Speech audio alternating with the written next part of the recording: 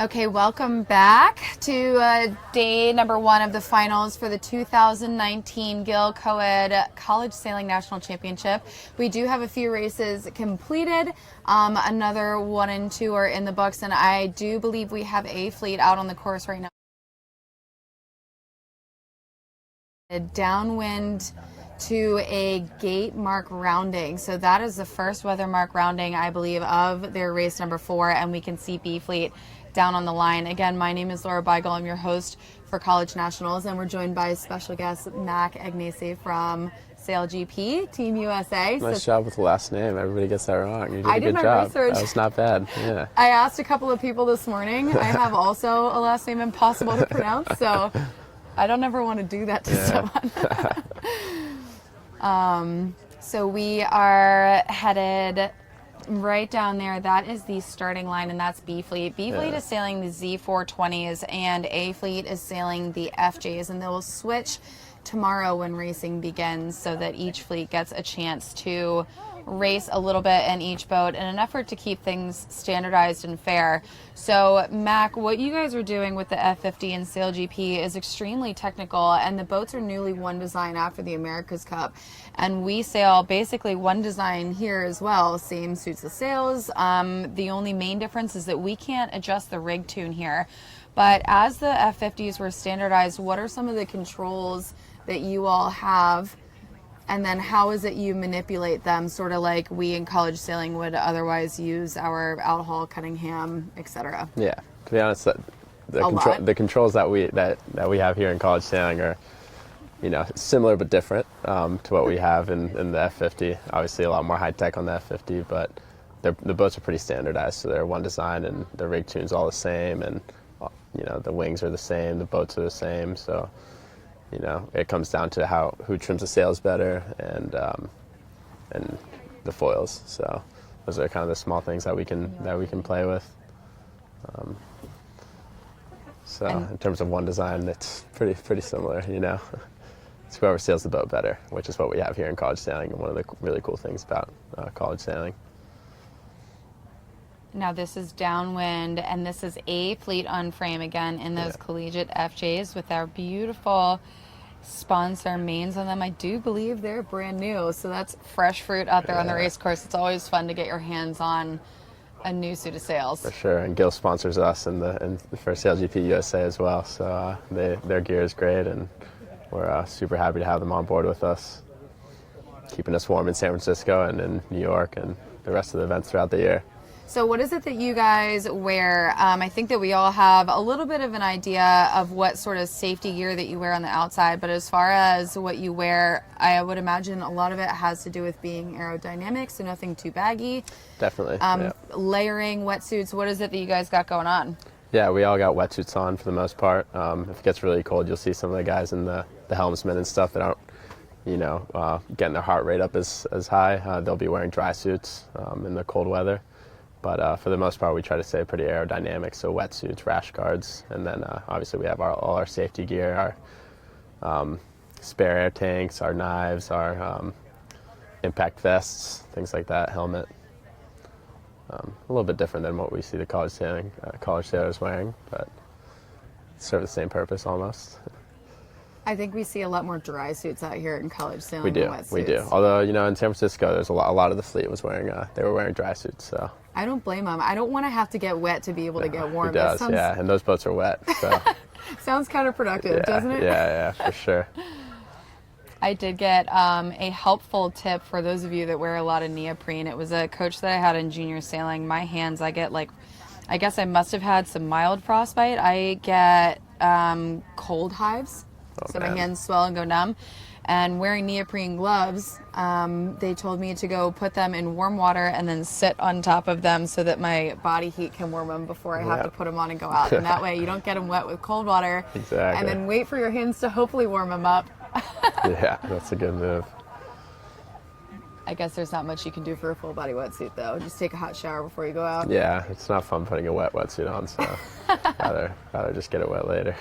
Yeah, if you thought wet boots at the next morning after a long day of sailing was bad. Wet wetsuit is no fun. And here we go, upwind, and this should be for our second mark rounding now.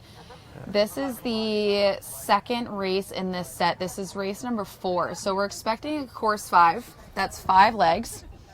They'll go up to the weather mark round, head back downwind, round through the gate again, and then upwind to the finish.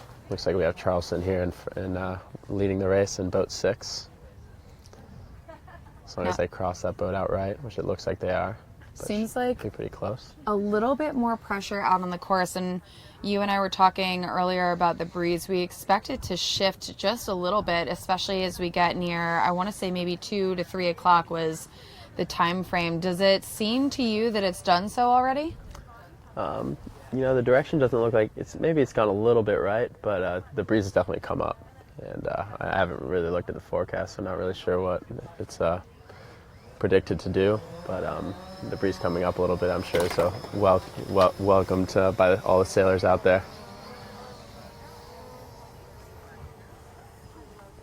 And there is that weather mark and offset, so it still looks like some of the leaders opted for that left-hand side. Now that did pay off in the last races that we did see, but we see a really good mix here in the center. What does that tell you about the change between maybe the current being the most negative variable versus the breeze being the most negative variable? Right. As the breeze comes up a little bit, the current has less of an impact. So maybe the breeze coming up a little bit kind of even the playing field a little bit more. So the current relief on the left side isn't as advantageous, but it still looks like most of the fleet is coming from the left. So maybe it's still better to get out of the current out towards Coed Island. Now, you're new to Newport, huh? You just moved here? Just moved here last week, yeah. You're in for a good summer, I think. I'm excited, yeah. Hopefully it gets a little warmer quick. Got the leading boat rounding, followed by boat 7, which is Georgetown. So another good race for them. Oh, we've got 6 and 7. So 6 is Cougars, followed by Georgetown. Exactly. Headed around. And is that 16 there? That seems like a similar, that's Coast Guard, I guess, yeah. Mac Fox from another Fort Lauderdale guy there, and in for Coast Guard. Having a good race.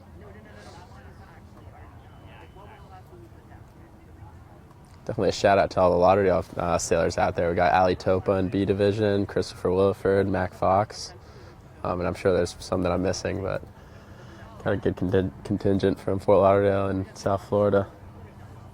For those of you watching from home, now that we're on a new Facebook post here, I'm plugging the results and the rotations down in the comments so that you guys can A, catch up on what's gone on so far between our live coverage, and B, be able to figure out where your team is, who you're rooting for, where they are out on the course. And I hope for everybody that it's in the front end of this fleet. And once we get these races complete from both race 4 from A and B fleet, we'll bring you the overall standings just after. So for now, we're going to focus on the remainder of A fleet. Again, this is a course 5, race number 4 for A fleet on frame here.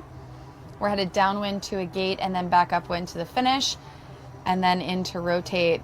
So we're still seeing a lot of reaching here. I wonder if they're trying to head off to that right-hand side. We know the current is starting to come in a little bit. And so on your screen on that right-hand side, that is the mouth to Narragansett Bay there. That's where all that water is coming from and goes out to. So I would imagine they're trying to leverage that at this point. Yeah, definitely a possibility. Yeah, definitely a different race here. You can see most of the fleet on port jib. So in the last couple of races that we've seen, it was more of an even, split to each side. But here, everybody's kind of trying to get left looking downwind.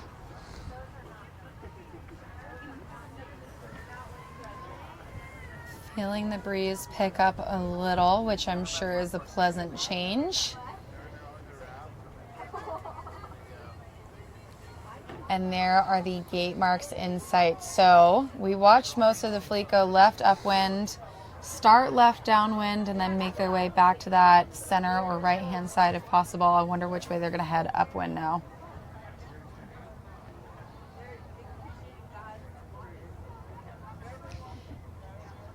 What do you think? We have like 6 to 8 knots out there? Maybe not quite, but hopefully it'll get there. How fast can the F50 go in 6 to 8 knots? Depends if it's on the foils or not. That's just in our, right on the cusp of foiling or not. But once the boat gets on the foils, it goes, near 30 knots plus. So it doesn't take much, that's for sure. How much time do you guys spend with the hull in the water training? Given that, you might end up in circumstances where definitely, we had some of that in our first event in Sydney. So, if those are the conditions that we have, we sail in it, Mm-hmm. As a wise coach of mine once said, you might not finish or start a race in sub 4 knots, but you definitely will finish it. So it's important to practice in all those conditions, even if you don't think you'd ever race in it. Because most likely you'll end up racing it. Yeah, for sure. Unfortunately. Sydney did look especially challenging for a number of reasons. Now, you guys are A, foiling, obviously, and B, there's still a really big hydraulic component that goes into the flight of the boat, right? And then Yes. the maneuvers. So if you are in a venue like Sydney that's really puffy, really shifty, how is it different from a puffy and shifty day here as far as having to control the flight and, how much trim do you do in the sails comparatively? Yeah, so in Sydney we had, as you said, really puffy, shifty conditions, and you're going through a lot of sheet and a lot of foil trim, so you're using a lot of hydraulic oil. And we only have a limited amount on the boat, so if you run out, then you can't really do anything, really. You can't tag, you can't jibe, so it's really important to manage that. But then in a more steady place like what we had in San Francisco, it's a lot harder to use up the oil. So we didn't really have any issues with that in the second event 1 month ago. Can you believe it's only been a month? It's only been a month, and we only have a couple weeks to the next one. So yeah, it all time flies. What is it you're looking forward to most about New York? From a sailing, from an athletic just standpoint. from a sailing perspective, Yeah. well, it's going to be super challenging. It's going to be very puffy, very shifty. So in terms of that, it's going to be, anybody's game for sure. So I think we're up for the challenge and really excited. And obviously New York City is an amazing place, and we're really looking forward to the crowds that'll be there. Which, if the World Series that was there a few years ago is any indication, there'll be a ton of people out there to watch. Yeah, not to mention, you said cocktail hour earlier. Yeah. The racing is from 5 to 6:30 on Friday and Saturday. So, it's for all those people getting out of work, it's a perfect way to kind of blow off steam after a long work week. Absolutely, I would say so. Yeah. Especially for those that are on shore during cocktail hour, not having to exert very much effort. Yeah, exactly. They get to watch. Yeah, and it's a pretty cool thing to watch. So definitely encourage everybody to check it out if you're around, or even online. You can watch it at sailgp.com or on the app. So, on Facebook, just like we're watching here. We've got those Cougars still leading upwind. And they've got one more lap. Is that right? This is They're headed up to the finish now. Excellent roll tack there. So let's dissect that for a second. Earlier, I had you talk a lot about boat handling, and just then, what are some of the key things about tacking in light air and especially in FJs? Yeah, in FJs, it doesn't. The boat's a lot. It's not as wide as the 420, so the boat it rolls pretty easily. So you don't want to throw too much weight at it, but you want to make sure you're throwing your bodies out and getting that roll at the right time. If you do it too early, then you don't get through the tack all the way, and if you do it too late, then you're just not getting all the speed that you could be getting out of it. So timing is the biggest thing, and then coordination with skipper and crew is also crucial. And boat handling in college sailing is definitely a huge focus for all the sailors. So they practice this every single day in practice. So they all get pretty good at it at this point, especially at this event, at this level. So we just saw College of Charleston win race number 4 just then of their A fleet. Again, is here on the screen, and they should go back into rotate soon after that upwind finish. And then Georgetown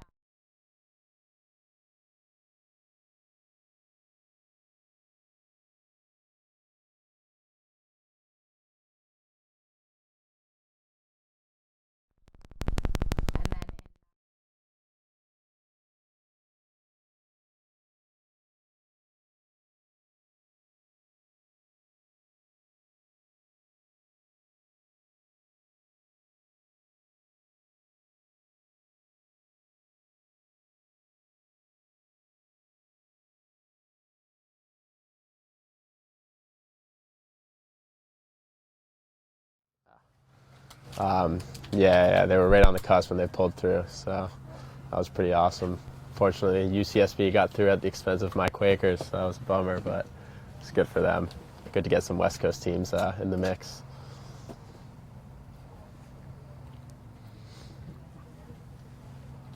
Here we have the last few teams finishing in the second race of this set for A division. And they'll be coming in to do a rotation switch. We'll want to catch B next. They should be near the weather mark.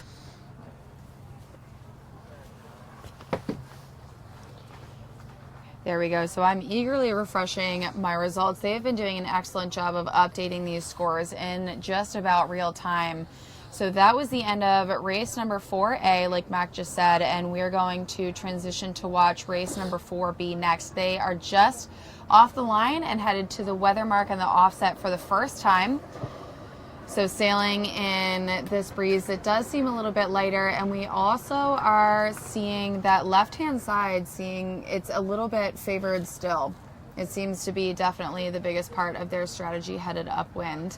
And I'm wondering if we're going to end up catching the rest of that forecast that said it's supposed to build a little bit and shift around through right out front here. We're in the Newport Harbor, and so shift around over top of Fort Adams down here. So keeping our fingers crossed it gets a little bit more breezy, but in the meantime we've got some crews and boats, some puffs that makes them get out of the boat. Definitely a tough dynamic and really hard on the knees and ankles. Definitely very hard on the knees, yeah. Here the crew work is so important. You'll see a lot of them kind of inching out slowly and trying to keep the boat as flat and steady as possible. If anyone has ever heard of the star jumps that a lot of trainers make you do, basically you start balled up on the ground and you have to jump and spread your arms and legs out like you're a star and then go all the way back down. I don't know if those are worse than burpees, but I do know that they help a lot, excuse me, with these kinds of conditions, going from curled up to having to be really agile and quick. And then fully extended with a whole host of other things going on, of course, and then back to curled up all over again. That's pretty much what crewing in these boats is like in this breeze. How many burpees do they make you do? Oh, man, I do not like burpees. Yeah, I do too many of those. Those are probably super brutal at the level that you do burpees. Yes, they are, for anybody, really. And so I think we are starting to see, that left-hand side we do know is a little bit of relief from current, especially when you're headed upwind. At that point, you're headed bow into the current. Now downwind, it doesn't seem like they're fighting too hard for the course left on the right-hand side of your screen. Driving right after that offset mark. Oh, and there is much more pressure out on that course right-hand side, which is the left-hand side of your screen. You guys can see it seems like they're headed for that as well. Yeah, so I get a little current advantage and breeze, and that's, can't beat that. So if you're missing out on that, it's probably not a good thing. But you can see most of the fleet driving around that to take advantage. So they've all recognized it. Now they're headed to the gate marks again. This is their first lap around, and we're going to be doing a course 5. So with an upwind finish, they're going to head up to the weather marks again, back down to the gate marks, and then back up to the upwind marks. This is race number 4B in the 2019 Gill Coed National Championship here in Newport, Rhode Island. And that is beautiful Goat Island over there. Mac, you'll learn quickly that the Ravers play there on the weekends, and that is like the spot to start your week off. All right, I'll have to check it out. All the Sunday scaries go away watching the Ravers. And then there we are in that white tent on the top right-hand side of your screen with the best seat in the house, second only to you all, watching from home.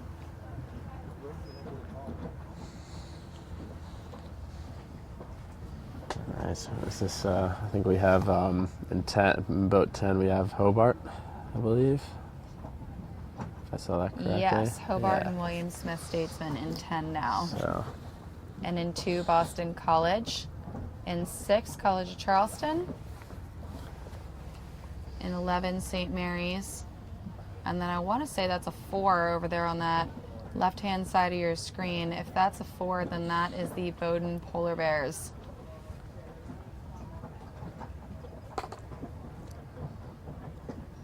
Or perhaps that's a 1. Looks like a 1. That is Boston University Terriers.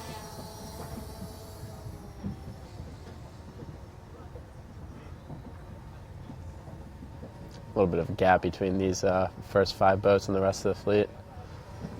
I wasn't necessarily wrong. There's a 1 and a 4 There's on that a 1 main. and a 4, so yeah. So that makes it Stanford.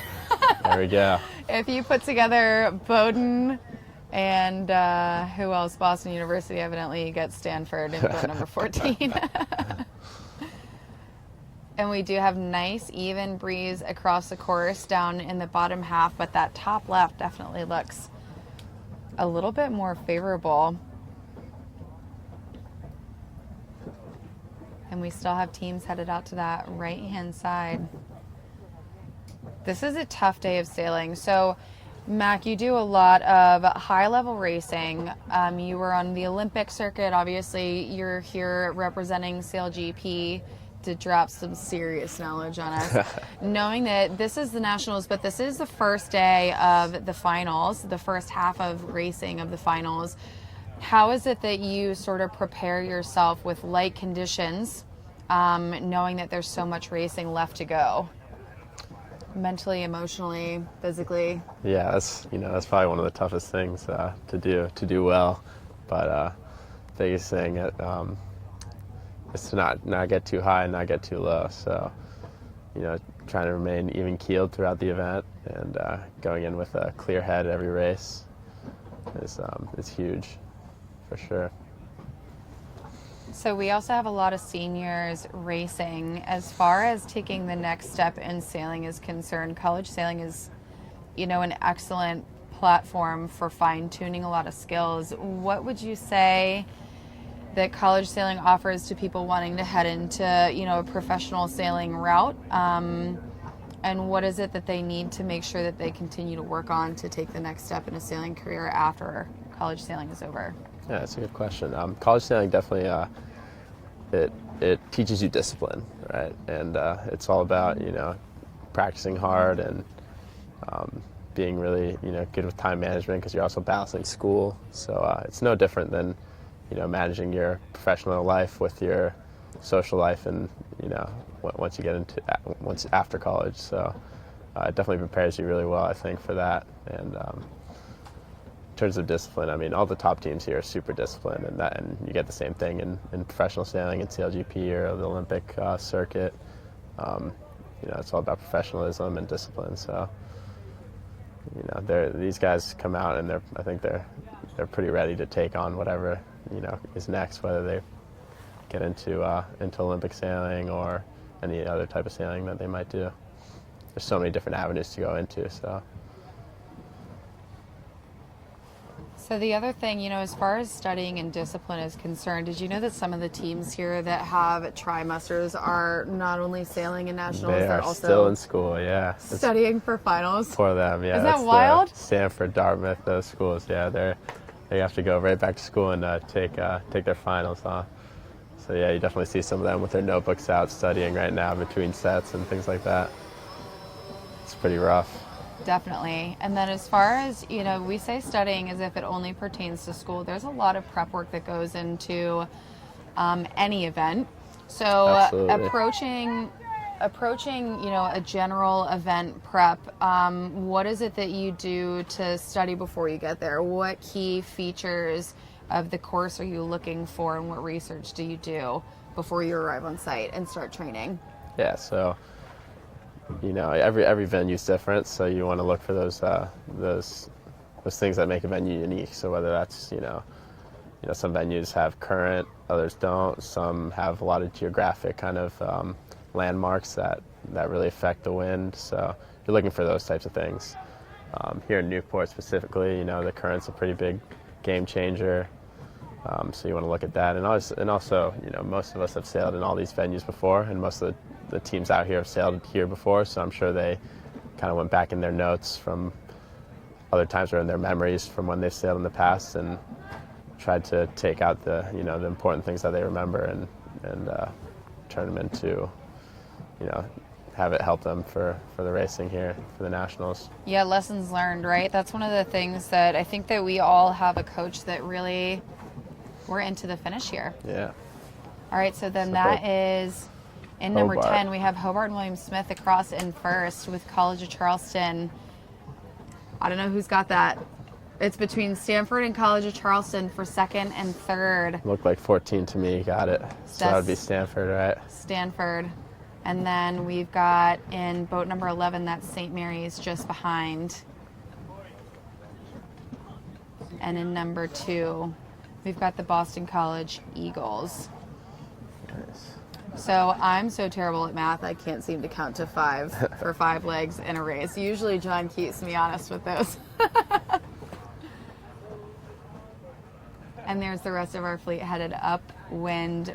Number 2 that just crossed Boston College will be followed by Brown Bears in number 3. Those are our hosts. And those are our leaders currently right now. They're out to an early lead and Oh, they are? by 9 points. So we'll see where they sit after this fourth B division race.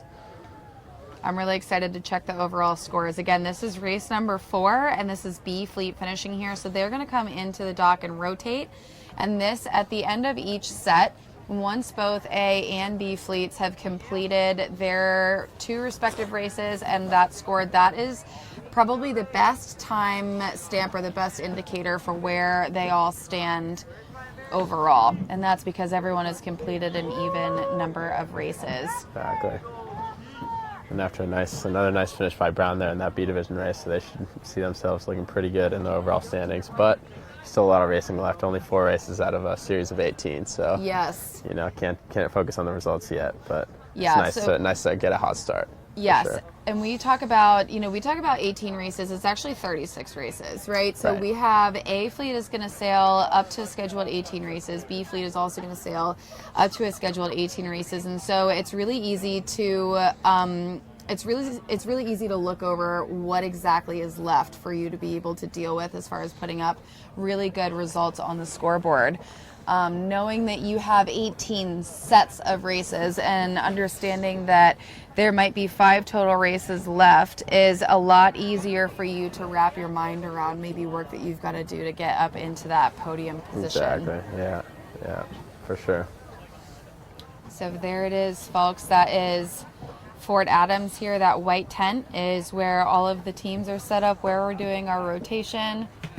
And then Sail Newport is down here in the harbor as well. They are our hosts here this week in Newport. And then a couple of other fun things. Fort Adams plays host to a lot of incredible events. And on Memorial Day, Boots on the Ground came and did a service that we pieced together a really cool video. It was really special to be able to bear witness to that. And then we also have, if you guys can see on one of those docks, that's the Oliver Hazard Perry Mac Rhode Island Fun Fact, our new resident here. That is the state flagship for Rhode Island. Oh, very cool. Yeah, and it used to do. You should go out on it. Should I? Teach them a thing or two. They'll be teaching me on that thing. I don't think I know my way around that. It's pretty cool. They used to do extended voyages, but now I guess the new operational model is going to stay here in Newport full time and service a couple of different types of industries. And then also you guys see a lot of boats docked up in there. Those are the Volvo Ocean Race docks. That's where the last 2 series that came here docked their boats, and right now what we've got are IC37s headed in. So the new IC37, those boats look pretty cool. I'm racing one this weekend. I'm so excited. Right? Yeah. It's the training weekend. Speaking of athleticism, it's not something I've addressed in the most recent past. So I have a feeling I can get from point A to point B on time. I just can't do it gracefully. The agility factor is at a pretty all-time low. You'll get used to it. If I run into something often enough, I would hope that muscle memory would take over, right? Exactly. So there we go. There's the Oliver Hazard Perry. There's Fort Adams right there. All those IC37s, and this is the first time that they have actually hit the water. So they left the factory, got delivered to Portsmouth, where a lot of the ships come into, A lot of the yachts come in too. Now they're in the water, and they will all compete 20 on the line this weekend. I wonder how many of these kids I'm going to see. I'm sure you will. I've already heard of quite a few of these college sailors that are going to be doing the racing this summer, so it should be a really competitive series. Sweet. And really fun racing. They're going to run laps around me, I feel. Okay, so we have full results in for races 1 through 4 for both A and B fleet. We're going to take a look at those so far, and you're right, we do have overall Brown University Bears in the lead even after that last set. Just about 10-point lead, and then College of Charleston Cougars in second, Georgetown in third, Hobart and William Smith in fourth, St. Mary's in fifth, Navy and Stanford tied for sixth, Navy breaking that tie. Yale Bulldogs in eighth, Bowdoin in ninth, Dartmouth and Coast Guard tied in 10th with Dartmouth winning that tiebreaker, Boston in 12th, Boston College, Jacksonville University in 13th, Boston University 14th, Connecticut College, Tufts, UC Santa Barbara, and Old Dominion rounding out the rest of the fleet. So we do see a very narrow spread in the points here. And Mac, having been a college sailor before, looking at the points this early on, we only have 4 races for A and 4 races for B. And it's too early to tell, but we also know that a lead of 10 points isn't very much. Would you be looking at the points right now, or would you still be trying to just put as many low-scoring points on the board as possible? Yeah, definitely not looking at the points right now. Okay. Absolutely not. After 8 races only. No, the focus is on 1 race at a time and doing the little things right. If you start focusing on results this early, it's just no good. Yeah. You'll hear every coach kind of tell, they won't let their sailors look at the results. Good. And they'll keep them focused on the task at hand.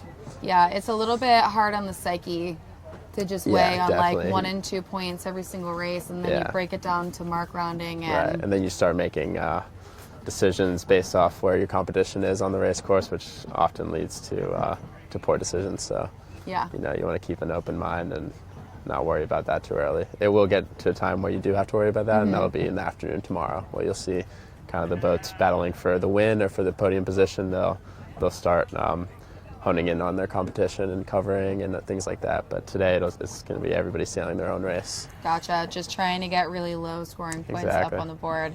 So typically we've been finishing about half of the racing each day. So knowing that the maybe goal is to get through the first half of the regatta with 1 half under the belt and going into tomorrow, you have half the regatta left, but you're also deciding the championship. How do you prepare yourself in the morning for that? Well, as you said, there's still half of a regatta left. It's so tough, right? Anything can happen. So even if you're, even if you have a good lead, or if you're in 8th or 9th, and 30, 40 points, that can evaporate real quickly, only after a couple sets. So yeah. I think in the morning, at the beginning of the day, they'll have the same mindset as they did, this morning, which is going out with, focusing on their own race in their own boat. Gotcha. And then as it gets later in the day and points start to matter a little bit more, Start looking at those. they'll start looking at that, and that'll be the coach's kind of call. Gotcha. Right? And they're all pretty experienced with that, and they've done a lot of this. So They wrangle college kids. It's definitely impressive. I don't know if college kids are more difficult to deal with than 5-year-olds, perhaps. Those of you that deal with both can let us know. So we are waiting for A Fleet is on their way back out. They've fully rotated, headed back to the starting line for races number 5 and 6 of this initial day of the finals of the 2019 Gill Coed National Championship. B Fleet is here on the docks, and we're hearing whispers. Usually we hear like big cheers and getting pumped up, but it's not quite as loud as I had expected it to. yeah. There we go. There's our A Fleet. So, Mac, tell us, I'm curious about the format of racing at SailGP. So you basically are working in a qualification type of system, right? You do a whole bunch of fleet racing in an effort to qualify for the first and second position, and then the opportunity to match race. That's right. So how is it you train for that when you have 2 very different styles of racing all within the same major event? Yeah, we actually we don't get to do a lot of match race practice yet. Since most of the fleet's so new to the boats, we've been focusing, and we only have a limited amount of time to train. We've been focusing mainly on boat handling and fleet racing type of things. So that's been the main focus, and it'll get to a time where we.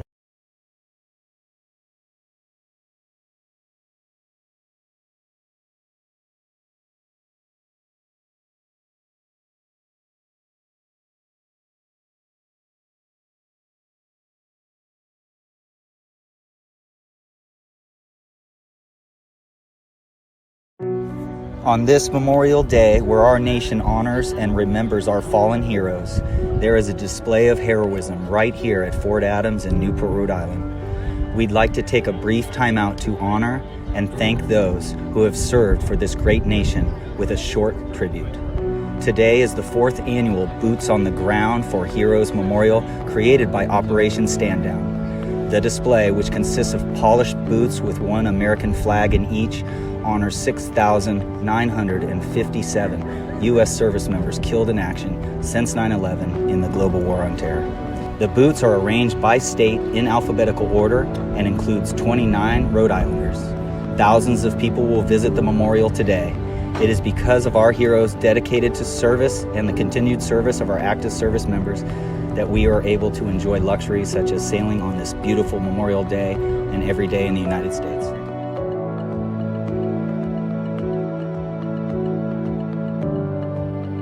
Not too long.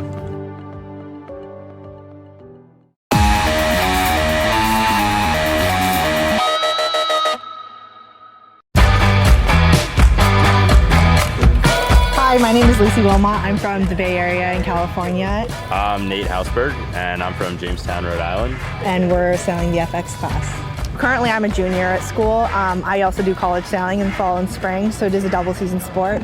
I'm just finishing up my senior year at Brown. Every week we have off, whether it's Thanksgiving break, spring break, we're down in Miami training, and we're maximizing the hours we can get on the water. Lucy and I started sailing together despite being mixed in what's typically a female class, partially because it worked really well for our weight and our size and us being young. We both have to put on a lot more weight before we go our separate ways, and I sail the 49er with the bigger sail on it. So while we were developing and learning, it made sense to sail a boat that fit our body weight. Yeah, we're also really trying to focus on practice and getting better at sailing the boat, and so for us, racing isn't really a focus. I think we're entering the intermediate and advanced level of sailing the boat. A lot of the things I think in these boats too is the comfort in the boat. The boat will beat you up if you let it, and having the time at the beginning before you're worried about racing to just sail it in a lot of wind or sail it in light wind and get comfortable with it is a big focus for us. I mean, for me, like in 2019, I really like to see like the people that we're sailing with do well. Yeah, we feel like the more we improve and the more we learn, like the better training partners we can be and the more we can provide to the program. It's about bringing USA to the top, and we're just a small piece of that, I think. Yeah.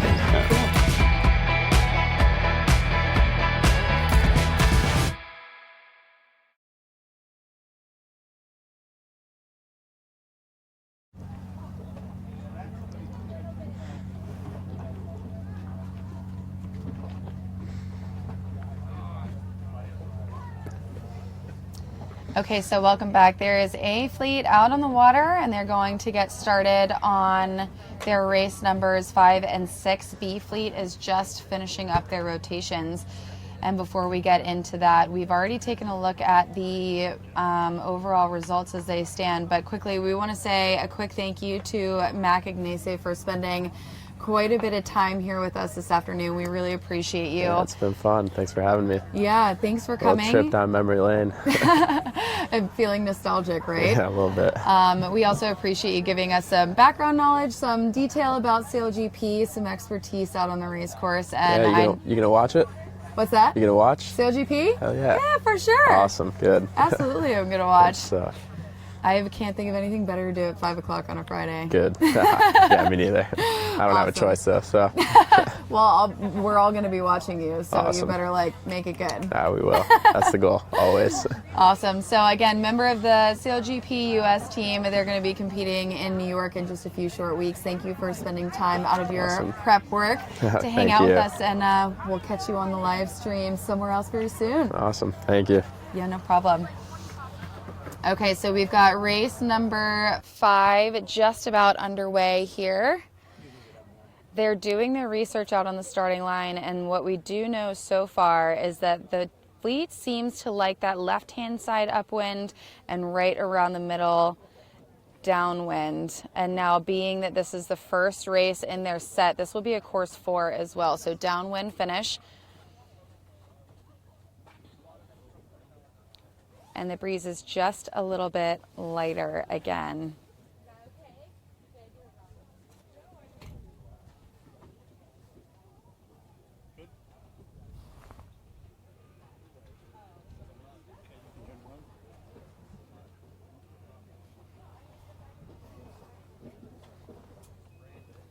We've got teams out there doing their homework, getting their line sights, double checking, making sure that all of their prep work still stands true for this race number 5. And we've got John Rogers back here in the booth. John, welcome back.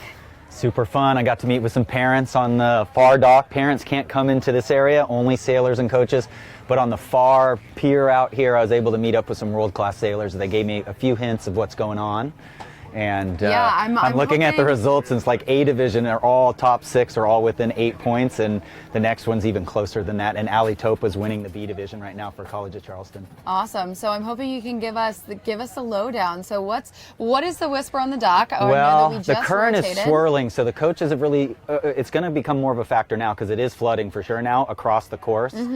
But it was really too hard to call earlier. A lot of coaches were telling their team to not worry about the current because it's swirling. Justin Assad even said, you know, he sails around here a lot, and he's like, the current is just so unpredictable this morning. And really what was happening was the right side of the course was in the lee of Fort Adams. The left side of the course was more stable, and what the teams were doing really, where they're doing the 75% left program, they were pretty much, if they knew nothing else, they were trying to start on starboard clean, go 75% left, and just let the boats that tack 4 or 5 times, that's half the fleet, was behind them right away, right? They would only tack once, and it worked quite a bit for a lot of teams. So the current was negligible. It's actually quite strong now. It's going to affect the ley lines. It is going to affect the ley lines, but it's going to affect the long tack the most. So we'll see what that is when we watch it on the screen there. Yeah, you know, it's the wind hasn't come quite in. The wind's coming over the hill here, over the New York Yacht Club, and the wind has just kind of jumped over the top of us. We know in Newport, or in most places on the East Coast, that east and west are the most, anything east or west is the most unstable directions, and, you know, it's just not quite filling in as quick as we thought. We were hoping for a little bit of a wind shift too, and we haven't seen that quite yet. It almost appears that we've got some breeze that comes in, filling across the course, and then it dies out across the course. Comes in across the course, dies out. Did you happen to overhear anything the teams were talking about for boat handling or different things that you might think are pretty interesting about the course setup and the way they're approaching it? Not really. It's really not as shifty as it's been in this regatta. Believe it or not, it's been the steadiest day. You'd think the wind coming over the hill would be shiftier. All it's done is push the wind up. It's actually the steadiest day. So a lot of these boats you'll see will continue on starboard for a long time. And the coaches, you know, all the boat handling is pretty much the same amongst the teams. The real difference here is there's not a lot of shifts. So the teams that just second nature steer faster, and the crews, you know, moving their bodies to support what the skipper's doing, those are the teams that are eking out ahead. But no teams have all top 10 finishes, and we're only 6 races into it. Even the Brown Bears leading the regatta have an 11th. So that shows you the depth here. You'll notice today the racing is much closer than yesterday. Boats are staying many more, the finishes are much harder to call at times. the fleet not splitting out much. So here we go. Again, a lot of the good teams down there. Brown, the most to leeward. Brown is really doing well. They're leading the regatta with a 11-1-3-3 in the A division in this fleet. Unfortunately, Brown has not registered their sailors at tech score, so I don't know who that is. If you recognize who that is, send it in to us. Matt Kaplan, I believe.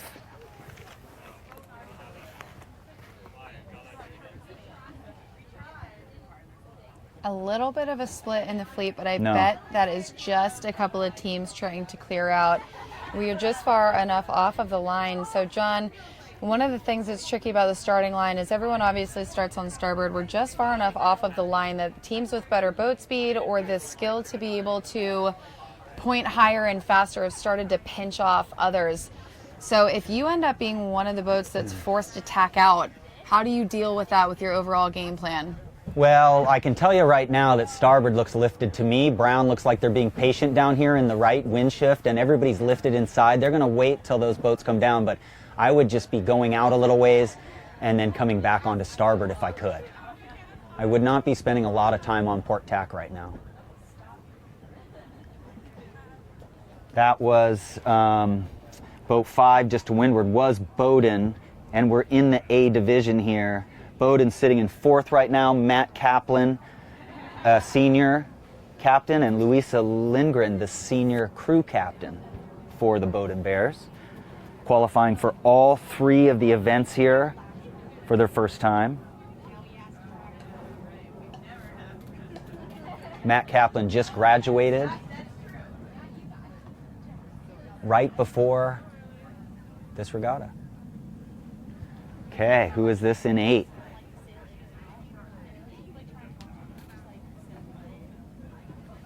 The Finns. Jacksonville having competed in all 5 national championships, the 2 in the fall and the 3 here. First time they've qualified for all 3 here. And all 5. Remember, there are 2 fall championships, and we had a parent, fan, rock star viewer the other day let us know that they are one of a few teams that made their debut here at all 3 championships. So pretty cool to see. Yeah, a young team under John Fodry, the coach who helped reignite that program just 6 years ago. And Charlotte Rose in the single-handed nationals as a freshman got 2nd in the single-handed nationals in the fall. I do not have their placings in the match racing nationals, but they did qualify for that as well.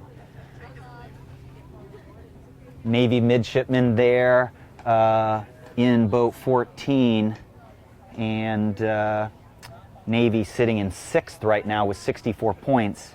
And it looks like Joseph Hermes, their freshman B skipper, is doing quite well with a 5.17.12. That's 14 there, Navy midshipmen. Everybody on port tack. The wind is oscillated back left. Those boats on the left are in the lead now. It's really fascinating, all the current lines across that Fort Adams behind us here. Oops. Still a little down pressure, and we are approaching the first weather mark rounding. Again, this is race number 5, and we've got the A fleet out on the water in those collegiate FJs. Charleston there coming in, leading.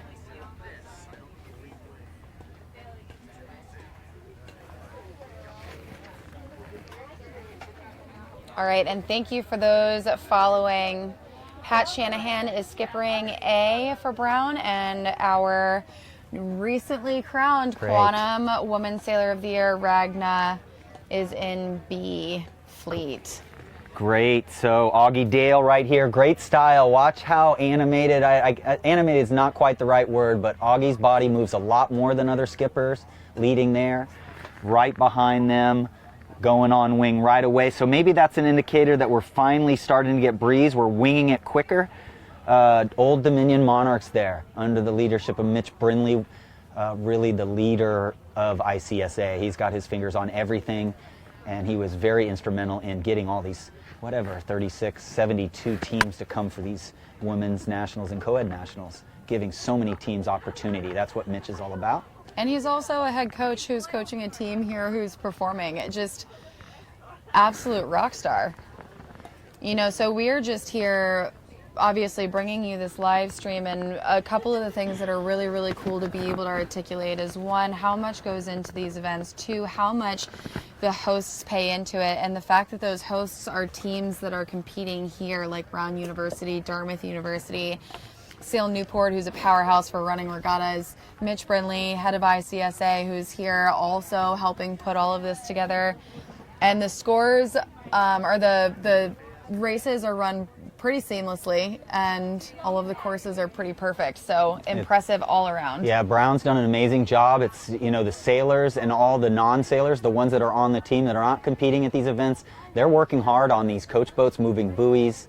So it's a team effort from the sailors too. The sailors jump at it. We really encourage sailors to get out and do the race committee and represent their school, not just as a sailor, but support their team in any way that's asked of them. Great shot there. Thank you, Degan Media, for providing this amazing service. The America's Cup and Sail GP, they're spending millions of dollars to bring this kind of footage. Lined up there on the right, I think Augie Dale there in the middle. Boat 7, slowly eking down towards him.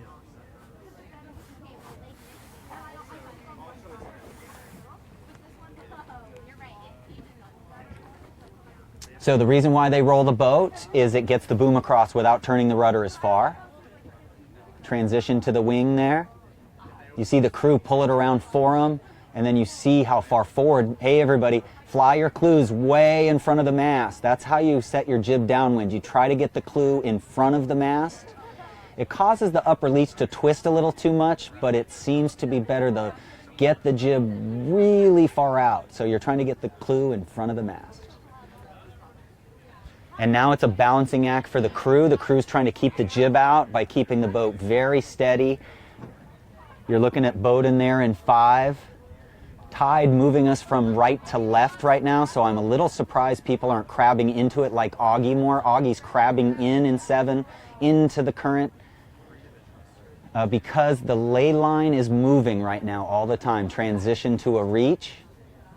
You're allowed 1 rock under the rules that steers the boat. So you heel the boat to leeward, let go of the tiller, the boat heads up, then you flatten the boat. There we go, heel to windward, back to wing. Now I can tell you, or we can tell you, which gate is further upwind by watching the exit angle. So the boats behind should watch Augie come around. If he's very lifted on starboard, then he went to the wrong end. That's the downwind end. He looks headed on starboard. See how he's parallel to the gates? If we were going to start a race at these 2 gate buoys right now, we would be starting at that end that we're rounding there. So we're going to see a bunch of boats going to the one on the left on your screen. The wind is not perpendicular to the gates. 13 is going to come around and be quite lifted here. So again, you could port tack the fleet if that was a start line. You could port tack the fleet at that left one. So crew out there, that's how you're helping your skipper. You're trying to read the wind shift by the angles of the close-hauled boats exiting. That's a really great way to explain it. It's not something that we've brought up quite yet, too, about exiting angles. Yeah, so we've got to use other boats for tactics. We'll use the other fleet, the B division, when they race. And we'll use other cruisers. We wouldn't use that catch out there, but we would use cruisers and things to try to make our plan. At least 40 seconds before the gates, we're already finalizing our initial upwind exit.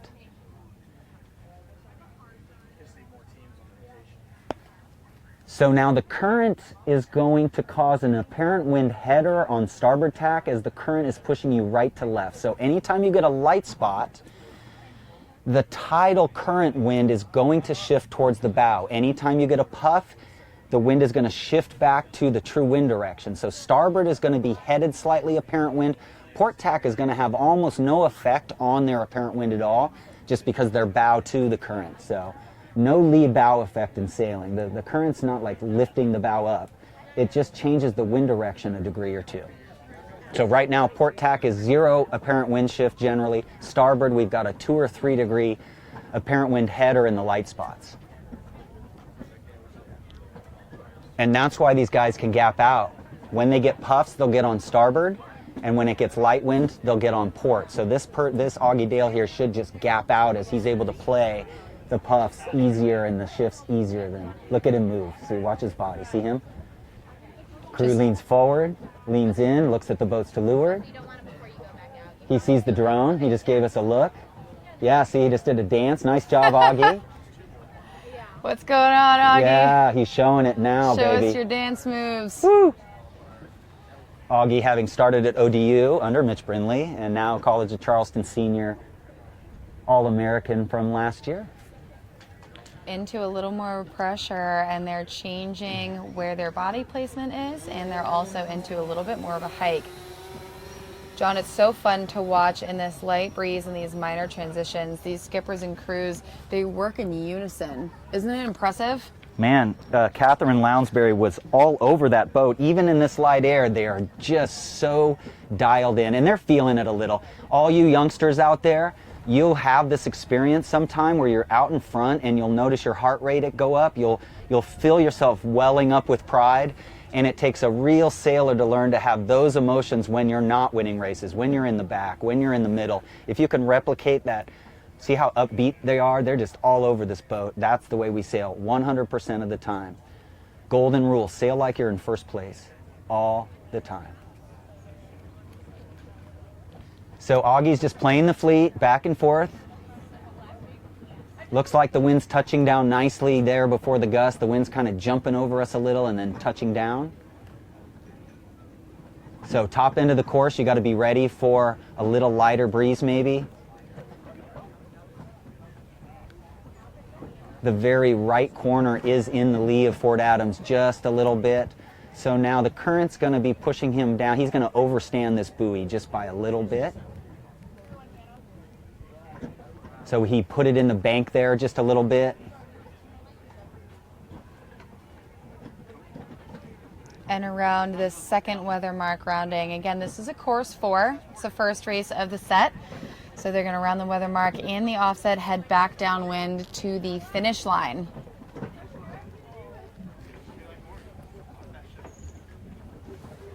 And we did have a bit of a break in racing for B Fleet here. So once the A Fleet finishes their 2 races, B Fleet will head back out to start. Okay, well, we have the Coast Guard Bears coming around in 17, and I do have a report. The egg that they were incubating for no reason at all, they just thought it was the last egg, and they thought they would try to hatch a chicken egg today. They're the funniest team out here. The egg did break, so that is no longer the story of the day. Just missing that ley line, and we can actually get a pretty good example of the current. That is brutal. They didn't have enough room to be able to try to shoot the mark, just use their momentum, carry forward, bow into the breeze, and get up and around. They ended up driving out, and that is 1, 2, 3, 4, 5, 6, 7, 8, 9 boats that they had to circle back. That was a smart move. At that point, it's best just to be conservative, right? Take the open spot. Don't wreak havoc on that starboard ley line. There you go. You see Georgetown coming on. They had a rough start to the regatta, but that doesn't mean much. These guys just, that little fire under them, they're doing great. They're in boat 6 there. And in boat 16 is Yale. Boat 2 just a little further back, Brown.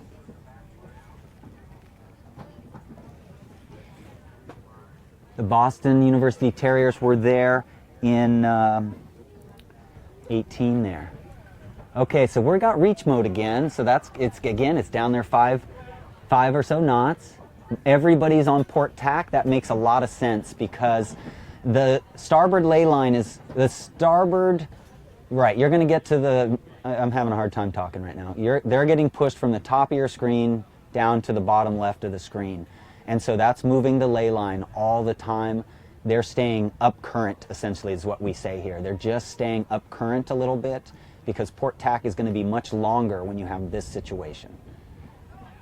They're on a conveyor belt just like at the airport. It's just moving. I'm guessing right now it's about 0.6. So that's strong. San Diego, we never get to 0.6. Here in Newport, that's like a moderate. Boat 9 there in the middle, going ahead and going the low road. Most other people are really sending it into the current there.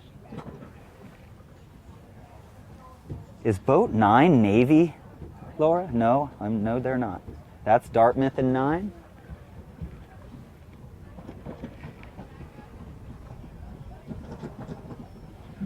Old Dominion in 13.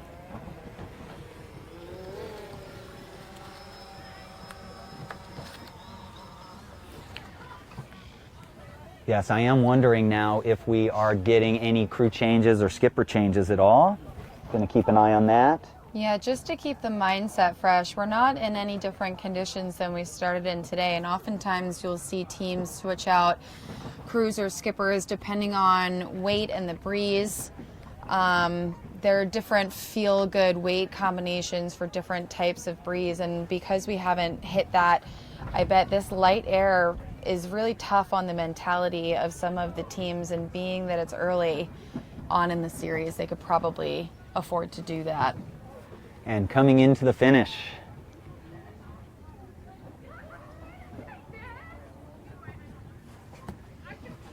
So the Cougars there, Catherine Lounsbury, Augie Dale, gonna take the bullet in race 5A. You can tell that the racers are in the FJs, folks, by looking at the Gill logo on the sails. The B division in the Z420 will have the Brown University logo on them. Dartmouth squeaking in over here. Christopher Williford, 13, 17. Coast Guard there in 17, 13 crosses Old Dominion.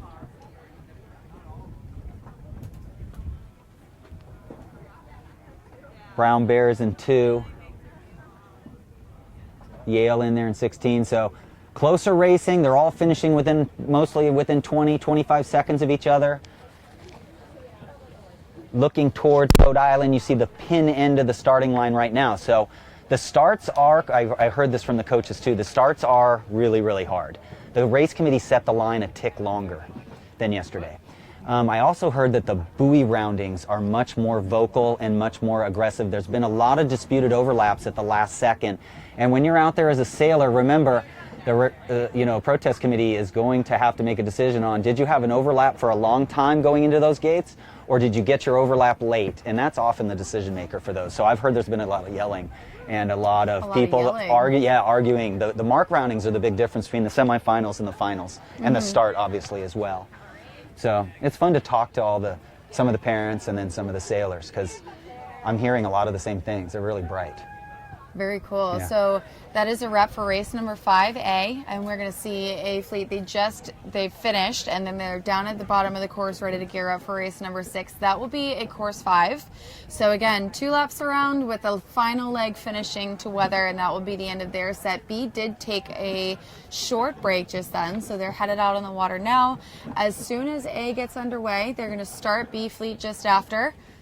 And then we will see A come in and get a brief break from their races as well. From what I understand when I was reading Danielle Richards' text, is that they had that little break, so they had a couple protests to hear. And I also think that the teams are required now to enter all their tech score names. So I'm not sure what's going on, but I really like to call out the crew names, folks. If you see somebody you see on this boat, send it in to Laura at Facebook, and we could read their names if we can see them. If we get to them and we're not talking about something else, we want to recognize all the crews. And for the next 2 days, you still can get the free U.S. Sailing Events app and the results and a lot of stuff updated there as well. For sure, seeing the boats going left to right as they're going away from the dock here, these boats that you just saw in front of you definitely were moving in towards the harbor. Same direction as that powerboat. Connecticut Island in the background. Yep, so those F420s, they will have the brown logo on their sail. That will be the B division, and they're going from right to left on your screen. The Robert Wallace Youth Sailing Center or Sailing Center in the background, hard to see up at the top middle of your screen, is a very new sailing center within the last few years. And Robin Wallace is a co-founder of the Sail Newport program. And in 1983, this city lost the America's Cup, and what they did is they took that as an invitation to try to make Newport get the cup back, and they have done so many things, including the Volvo race, all of New York Yacht Club's events. They want the cup back here, and I'd love to see it here. I've always followed the America's Cup, and I'm really hoping it comes back to Newport. So American Magic, do your thing and go down there and win it in 2021. And that's, there you go. You can see some fourth graders sailing right in front of you folks. Sail Newport has funding that teaches every elementary school fourth grader in the area within 20 miles, I think. It's free for all fourth graders. So if you're, looking to sponsor something in your hometown, look at getting fourth and fifth graders the opportunity to try sailing and see what an amazing thing it is to rely on yourself and go out there in a boat and try to manage and get back to the dock. It's a real accomplishment just to get out and get back. I think it's more of an accomplishment as a coach or a mentor, as a program director, someone who's written the curriculum, perhaps, to be able to see those fourth graders do it on their own. That's really, really awesome to experience. Well, it's funny you say that, because the other day I was watching a boat going out and the kids were just yelling and dancing on the boat. And when I was looking at the boat, I couldn't see where the coach was and all of a sudden his head popped up out of the companionway. The kids were sailing the boat and the coach was just kind of hanging out in the middle, and it was breezy. And they were just fourth graders, and I could just hear them playing games with each other and laughing awesome. And everything, yeah. So the J22s are available for adults too. So people can come over here and rent those beautiful J22s they have. They're in mint condition. Everything here is really well maintained. So John, I just took a look back I've been keeping an eye on the forecast. Originally we had expected a little bit more breeze to fill in, especially around 2 o'clock. Yeah. Started the day off delayed on shore with That's no what I breeze. thought. And unfortunately, I think that this might be it for the day. So while we were hoping to see maybe hiking conditions, a little bit of relief from that really intense light air racing, I think that this is what we've got for the afternoon. And we do know that we're going to be targeting about 8 to 9 races for both A and B fleet. Typically in this 2-day championship final, they try to get through half of the event on day 1 and the second half on day 2 before crowning their winners. So this is what it sort of looks like for the afternoon, and it does seem, as an overview, we've seen the left-hand side of the course pay off. We also know the current is definitely coming in, and now the breeze is consistent across the course, either up or a little bit lighter. So I think that's it. I think that's the name of the game, and now it's going to come even more down to boat handling, boat speed, sail trim, knowing that the conditions are pretty simple comparatively. It's tough racing in hard conditions because it's light and it's tough on the psyche, but it does seem like there is an equation here to winning races. Yeah, and we're going to see some of the best crew work. Definitely. Because we have so many crew that sail so much early in regattas, early in days, and then what happens is there's crossover. All of a sudden it gets windy, so then they get left in for a race or two, and so then all of a sudden they just get such a range of skills. So we are seeing the very best crew in the country are kind of what we call the light or medium air crews. They really have so much experience because we do sail in light wind a lot. Yes, definitely. And today is, I think, in the racing that we've seen so far, this is probably the lightest day that we've seen overall. It's been remarkable. It's been a different direction every day. It's fascinating to try to follow, and then Mother Nature decides what's going to truly happen, We're going to do it different right? tomorrow, right? Yes. I think that is just a testament to the championship that they're sailing out on the race course right now. There's a couple of things that really define a championship well contested. Some of it has to do with the people who are out on the water doing all the racing. Some of it has to do with the courses that are set and the race committee that manages it and what it is that they offer in some of the decisions that they make for racing for the day. And then, of course, the conditions depending on what are presented. And there are some venues you go to that are very, the breeze is clockwork, and there's a pretty simple equation that you follow to be able to, successfully race in that area. And this just is proven that it is not one of them.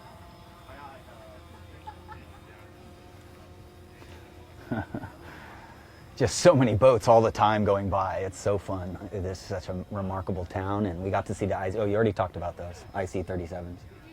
So we are going to head out and catch, it's race number 6A on the course right now, and they're headed upwind to that weather mark. They are on a course number 5, so this will be the first weather mark rounding,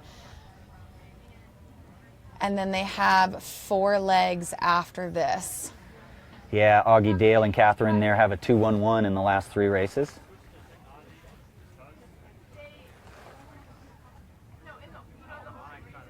I'm excited to see after this A fleet goes around. So we've got, this will be 6 races in for A fleet. B fleet, like we said, took a break. They're going to be out on the water shortly. And then we're going to get, I guess, 6 races. That's what, a third of the way? Can you do math for me? It is. It is. It's amazing how many races we can get done in this sport. Very cool. Yeah, we have a 2-way tie for first. It's a long way from over, folks, so stay tuned. Brown is, still tied for first. Georgetown's moving on up. Who were they tied for first with after that race? I don't know if there's a connection, but if we look at the Hobart William Smith A division, they are averaging much higher scores. I hate to believe in bullseyes and things like that, but it just happens when you throw off a bunch of first and seconds on the practice races. It's just something about that next day that's hard to match. So I don't know if there's something to that. Hobart's still in 4th overall. Here we come. We do see a little bit of current affecting their setup around this mark, and mostly in that the ley lines, the starboard ley line into that weather mark is going to have to be late. So depending on which way that current flows, you either have to tack later and give yourself more room to get around that mark, or earlier.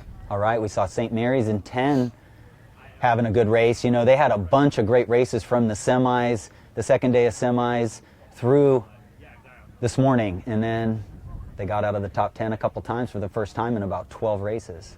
Okay, we're seeing boat 2 go around. Brown being very consistent, one of our co-leaders. Stanford Cardinal, they've been very kind of hot and cold, number 1 ranked team in the country, trying to fight back here a little bit. The Camels there in sail 4, BC in sail 3. So racing's quite close. Yale in 16 there. Port Tack looks better. I think starboard would be better with the current. I think starboard should be the longer tack with the, I'm sorry, I'm looking the wrong direction here. Port tack should be longer. The current going from the bottom of your screen towards Goat Island there. Port tack is longer because of that current. We have a conveyor belt, just like if you're on at the airport, that people mover. It's moving them right to left right now. That has the effect of making one jibe or tack longer than the other. Starboard is not good now. So we've got St. Mary's there has taken the lead. They rounded 2nd, and they did that. Sorry to interrupt. That's okay. We've got a question in the comments about one of Yale's scores. Why did they get a DNF in race 4A? So I'm waiting for an answer, and there's pretty funny banter here about what DNF stands for, and getting your hands wrapped around the terminology around here. Yep. DNF could mean did not flip pancakes in time. Or just did not flip. So it could be a good score. Did not flip. That would have been pretty true. And the final day of women's. Well, St. Mary's had their own private Idaho here. How'd they do that? They rounded 2nd, folks. Boat 10 there. Had their own private Idaho. Yes. What is that? That means that you got your own streak of wind. And you got your own streak of wind. That's really dating me. That's an old saying. What, the B-52s came through in the 70s or 80s or something? So 6, nice, just in a position to pounce. Bowden in a position to pounce. Depends on if they're laying the gate marks. It looks like we have enough pressure. It still looks like the crews are holding the boom, so we, in light air, if I think I'm coming around in a puff, I will go on starboard tack. If I think I'm coming around in light air, I'll go around in port. Very good. Heel to leeward. Look at that slow smooth turn. That smooth mark rounding just there, that's so impressive to have a mark rounding that's that on point. You saw that the jib and the main were both trimmed perfectly and brought in at the same time. This is where we start to see trimmers really develop in sailing. Yeah, young kids will often rip the jib in really hard because they're trying to be smart, right? They're trying to think ahead, but that's the opposite of what you do. As we come around the leeward mark, the jib comes in slower than the mainsail by a fraction, and it is even luff on the leading edge of the jib a little. They learn this stuff from rudderless sailing. Make sure you're sailing rudderless a lot in high school, folks. Boat 9 there going around the left gate on your screen. Dartmouth, we haven't called them in a little while. At the opposite buoy, boat number 4 there is Conn College. Coast Guard Bears in 17.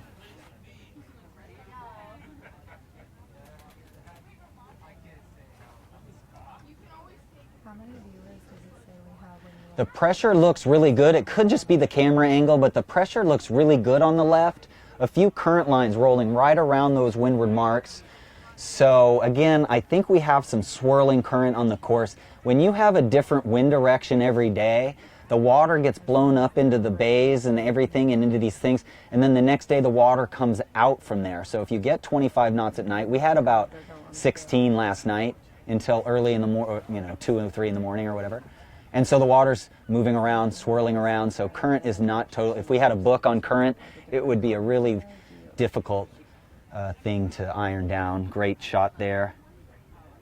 St. Mary's of Maryland, a very decorated program. Liam McCarthy, Casey McCallion, 2 seniors there. Look at her move. She's just almost putting her head over the top of him. Sitting close together is what we really feel is the best when it's choppy. We try to neutralize, we try to center the gravity low and right next to each other. We'll shift our weight from our butts to our feet. Light spots, we'll put the weight on our feet. Here goes a lee bow. This is just laying up here, putting 6 in slow death. 6 says, no thanks.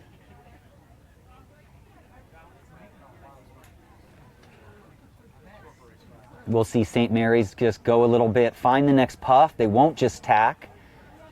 Charleston there in 7. Yep. Lays up under 12, puts 12 in slow death. Tufts just squeaking high here. Super tight trim. Working as hard as they can to hold this lane as long as they can. They're in the left, hard left. They can't take a tack out. Our tacks are not just lifts and headers. Our tacks are based on, are we in the center of the course? Tufts there's on the left-hand side of the course, looking upwind, so they're just surviving. They did a good job there, gapping out. They gave up some speed to hold their lane. Boat 6 has actually moved forward, in my opinion. The Georgetown Hoyas have height. Sean Segerbloom there, Rebecca Funk. Sean, again, I've given 3 shout-outs now to Mike Sego. Your dad is very instrumental in ICSA from the Long Beach area. Runs the Olympic Sailing Center out there in Long Beach. No, I'm between 3 different Segos, and everyone calls all 3 of them Sego, and it is very confusing to figure out who's referring to what, particularly because Mike Sego, the father, having listened to some stories about a Sego, it's sometimes hard to guess that maybe it's the oldest, maybe it's the youngest, maybe it's the Sego that I raced against in college. It makes for interesting conversation. Yes. Boat 12 did great there. Tufts just got back in. 6, like we thought, got bolted forward a little. They're not making it. They're going to be doing 2 more tacks in 6 there. Actually, St. Mary's has 12 easy. But 12 did well there. They avoided 2 tacks, so they lost less than had they done 2 tacks. Again, missing out on that lay line right there. Yeah, there we go. Boat 6, great job. The Hoyas.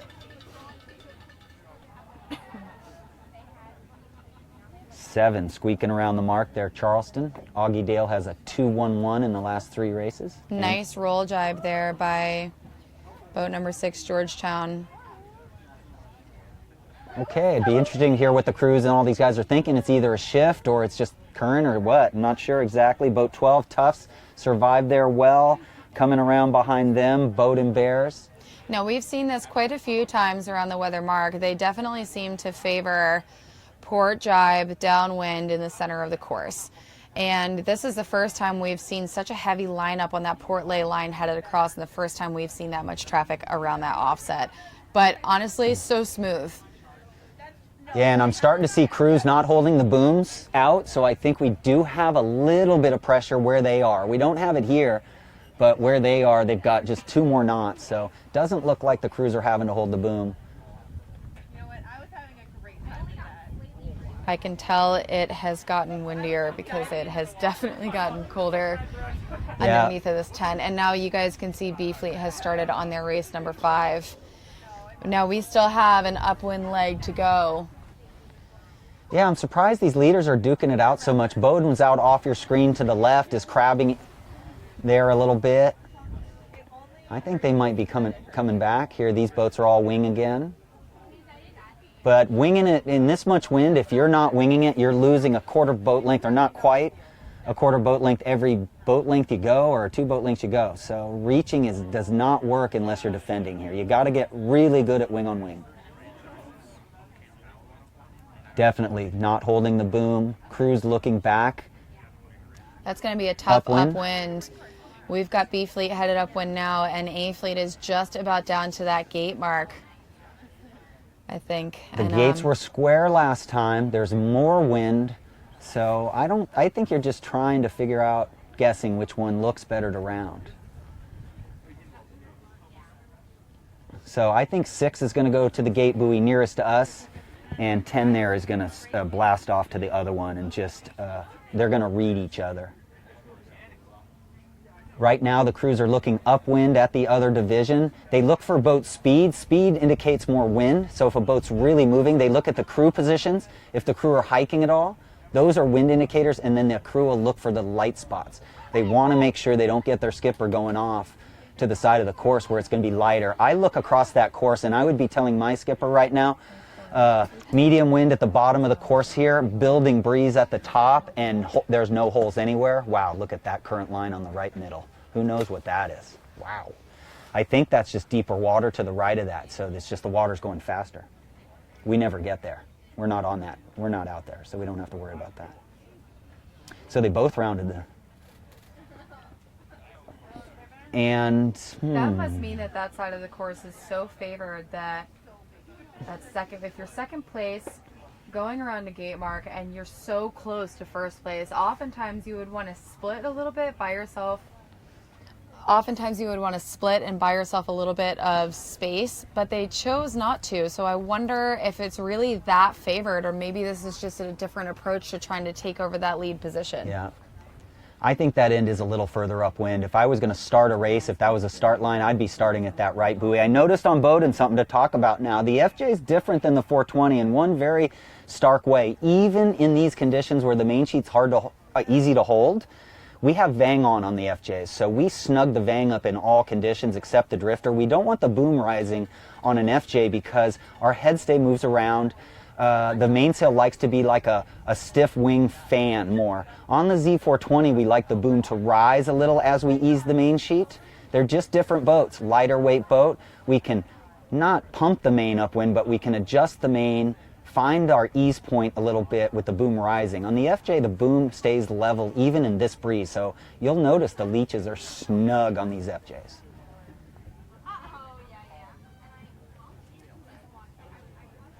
So, big gainer here. Georgetown, no big deal for St. Mary's there in 10, because if they're second or if they're third, it's just like a first. Anytime you get top 3 in this fleet, you just consider it a first. So one way you boost up the morale is, we strive to win, but let's look at first, second, or third as a win. And, it's just great. You're just going to feel better. Georgetown just has height. That's how Georgetown has been coming back in these last several races. They started out kind of rough with a 13, but then the A fleet here has had a 5-1-2-6, and here they're winning, so a 5-1-2-6-1 unless the mast falls over the side.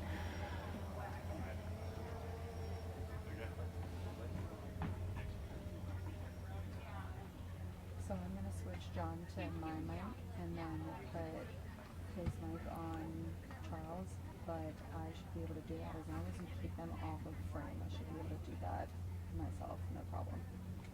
There you go. They do 200 hours of roll tax in a season, probably. Again, Georgetown showing a lot of height here. Get the boat up to speed and put the boat on the wind. So once we get an FJ up to speed, we move the windward telltale. So we decompress the windward side of the jib a little, and the windward telltale in these conditions is not moving but not flowing.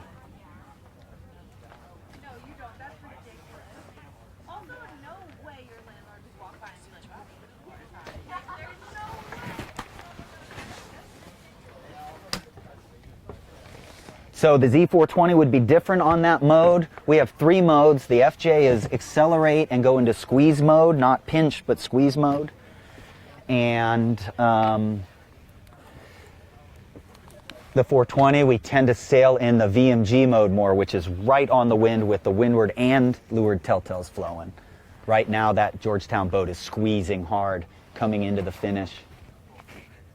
Coming into the finish for their prior to the rotation. Course 5 here is the course we use for the second race of each division, because then they have the shortest distance to get to the rotation dock. So they do course 4, everybody, windward, leeward, 4 legs for the first race of each division, and then the second race is 5 legs, what we call W5.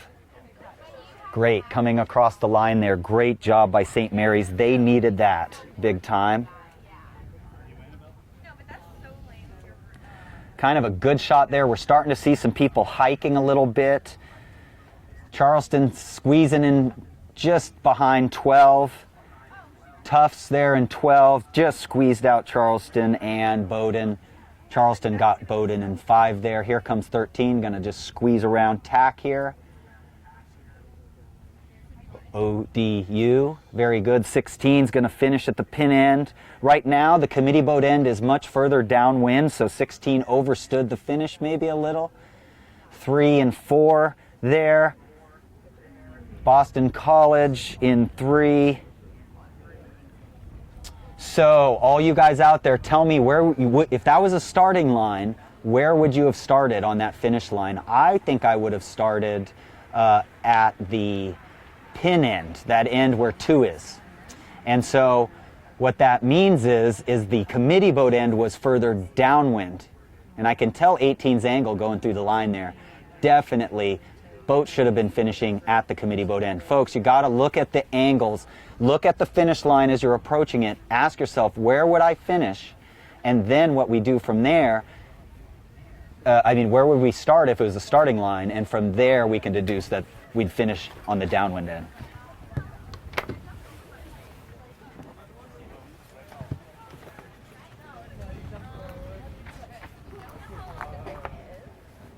So here we are at the Gill College Sailing Coed National Championship.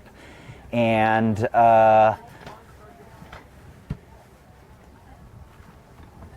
in Newport, Rhode Island, you are looking out towards the ocean right there, and you see Fort Adams on the side. And very good. So we are here on a little tiny bit of a break, waiting for the next race here. I am here with Charles Higgins. Welcome, Charles. Thanks for joining us. Yeah, thanks for having me. Excellent, excellent. So you graduated when from Tulane? No, I was actually an undergrad at Old Dominion University. I graduated in 2006. And been in college sailing as a coach really ever since then. And about a year and a half ago, November 2017, I started as the first varsity head coach for Tulane. First varsity head coach. Excellent. And we did just hear that we've got race 5B on the course right now. Yep. In the Z420s. And so you're at Tulane, the first coach. And you also worked over there at ODU for a little bit with Miss Brindley. I was at Old Dominion for about a little over 9 years and had a lot of success there. It was a great experience. And now certainly off to a new experience with a fresh varsity program. So it's exciting to be here, and obviously next year we'll be hosting the College Nationals, so here today kind of checking things over to make sure we have all of our logistics where they need to be for next year. Yep, and we're at the first mark rounding, and we've got Charles here to help us call the races. Thanks for joining us here, Charles. Yeah, absolutely. And we're in the B division. You've got Dartmouth rounding in first there in boat 9, and in boat 6, the Georgetown Hoyas again really coming on strong here at the end. Boat 2 there, Brown Bears, again calling them 18, Boston University. So tell us quickly what you're telling your B division team here, Charles. You know, here we are at the first mark rounding, and you're first getting kind of into an order for this first run, and being able to get into clear breeze and open space is pretty critical at this point. And so, it's a pretty open course today where both sides are able to work, depending on where the kind of fleet is stacking up. Maybe one end of the starting line is a little favored, putting everyone on one tack, but being able in this early part of the run, this fresh air, as you see people spreading out, is pretty crucial, but at the same time not sailing too much distance, getting down to the wing relatively early, and getting down to the bottom of the course as quickly as possible. And did you get to sail here this season at all? We did not. Okay. We did not. So this was, for our team, this is our first time competing in Newport, which is really exciting. And then I'm from San Diego, so I don't sail here much, and I've been trying to call a little bit about the current and everything like that. What are you telling your team about current? Are they ignoring it? Are you adding it in at all? Certainly making sure it's a factor, but overall where it is today, it seems that except for maybe the edges of the course, it's going to be pretty uniform, and that it's still a puffy, shifty venue. You need to be able to be getting into pressure first, and then as soon as you're in it, aiming towards the mark, consolidating on any gains here and there, but it's still a pressure first venue. If it was a little lighter, or we were maybe in a little bit different area, I think the current would be a bigger factor than it is. Certainly something we practiced for before coming here. Went to some very current sensitive venues like Charleston, San Francisco, just to prepare as best we could. And yeah, and now I'm looking at Georgetown there. It looks like they've gapped out a little. I know the mains that they're sailing with, the Blue Ribbon North Sail mains, are a little different than what most people sail on the Z420. So what are you telling your team about how to trim the mains? The jibs are pretty much the same. Yeah, the jibs are pretty much the same. The mains are a little different. The roach is a little bit higher. The boom actually sits a little bit higher, just to where the clue is relative to the rest of the sail shape. But you can really start to, I think these are a little more sensitive to trim, actually, with the leech. And you have to be really careful that every puff and lull that you have, you're going to be making an adjustment. You can't just simply set your vang and forget about it. You're going to be adjusting that quite a bit as the breeze picks up as well. Right, so the FJ is completely different, and the vang is so easy to adjust on the Z, right? Yeah, absolutely.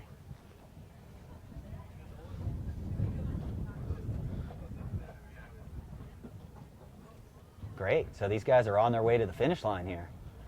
Georgetown, I think, definitely gained here. Boat 9 over there, Dartmouth, rounded first, but they're no longer first. Here comes Georgetown through. They've had a great string here of races there. Dartmouth at the other end. Well, I wonder which end's favored at the start, because again, now we have to figure out which ends that we would start and finish at the same end on this starting line, start-finish line. Right. 18 there, BU. Go ahead. Yeah. Like I was saying, being able to get spaced out a little bit and have a clear lane is going to become even more critical here at the end. Some of these packs are going to go a little bit slower. I think we have one boat that's kind of going down the middle of the run a little bit more. Might have closed a little bit of distance there at the end. Yeah, so the race committee has a stronger fleet now, and so what that means is they'll often favor the pin 2, 3, 4, 5 degrees. This fleet's not crazy aggressive, so maybe 5 degrees for the starts. And when you're finishing downwind, that 5 degrees favored at the start also favors you at that finish. The most upwind end is where we would like to start and finish. Absolutely. So we have to read that. So at halfway down the run, I read what tack everybody is on. If we have 12, 13 boats on starboard halfway down the run, I start to look at that yellow buoy as the end that's more upwind, because I'm thinking the wind is in that phase to that side of the course. But I may be just chasing my tail, but I do. The crews here are running all these scenarios through their heads. Right, absolutely. And all of that information is super critical. And it takes a while for marks to get moved, even on such a short course, and you have to kind of keep in mind, especially when you have 2 fleets going at once, the race committee can't always get to those marks to move them when they might want to. And so a lot of times you can think back to, okay, we just finished that race, the pin was favored, this next start we're going right into sequence. Keep an eye if the race committee's not moving anything around. That's going to give you that next clue on what might be favored for the next race. Yes, absolutely. And we just finished race 5B here at the Gill College Sailing Coed National Championship, the 3rd event that we've run here at Sail Newport. And you've had quite a successful season, haven't you guys? It's been going well for us. Tell us about it a little. Yeah, it's our first season as a varsity program. I came in about 1.5 years ago, and before that, the team hadn't qualified for Coed National Championships, and we've made it the last 2 years, and we're steadily improving. Building a varsity program is certainly not easy, and when you come into a club program, there's so much that they don't know, and they don't know that they don't know it, as we like to say. And so, exposing them to competition like this is obviously the hardest regatta for a reason. Trying to seek out that top competition every weekend is hard, and there's certainly a lot of growing pains with that, but that's what you have to do if you want to be successful. Yeah, for all the kids out there, if we could inject you or IV you with the knowledge that college sailing is more than a 50% jump in skill in everything. Right. So start preparing for that now. When I coached high school sailors, I have to get in their head and start to plant those seeds that gets them to push themselves beyond their limits at high school. So it's not such a shock to their system when they go, oh my God, I'm the 12th best sailor here. Right, absolutely. And you certainly see that. And, some coaches might joke, but it is probably true that, sometimes the top dog on a mid-level team is not as important as, the last place boat at a really deep practice for a top team. And, the better teams really value just how deep their team can go, and everyone knows that you're only as strong as your weakest link. Well, again, there's a lot of maturity in college. I find at the high school level, if I do a social experiment, which is I really bring those young, inexperienced people up, and I'll guide them very aggressively in practice so that they do better. And all of a sudden you see these high school sailors melt a little. They're not used to getting pushed, but that's actually the recipe, right, to improve. Get the coach the bottom end very hard so they push the upper end, and the upper end has to get to this regatta, and they've been pushed the whole season and not just beaten the lower end. Right. You certainly don't want to get caught only coaching the top end of your talent spectrum. You really want to make sure that everyone is pushing each other, because certainly on a college team you might have 30 people. The coaches can't get to everybody every time, and the competition in practice is what is ultimately going to make everybody better. It's not just simply we're a little faster now, we're going to do better. It's that competition day in, day out. Not being able to get away with kind of low percentage moves in practice that don't punish you. You need to be able to be punished and pushed every time you make a little mistake, and that comes from the depth of your team. Absolutely. We want every mistake made prior to events so that we're ready for anything. Absolutely.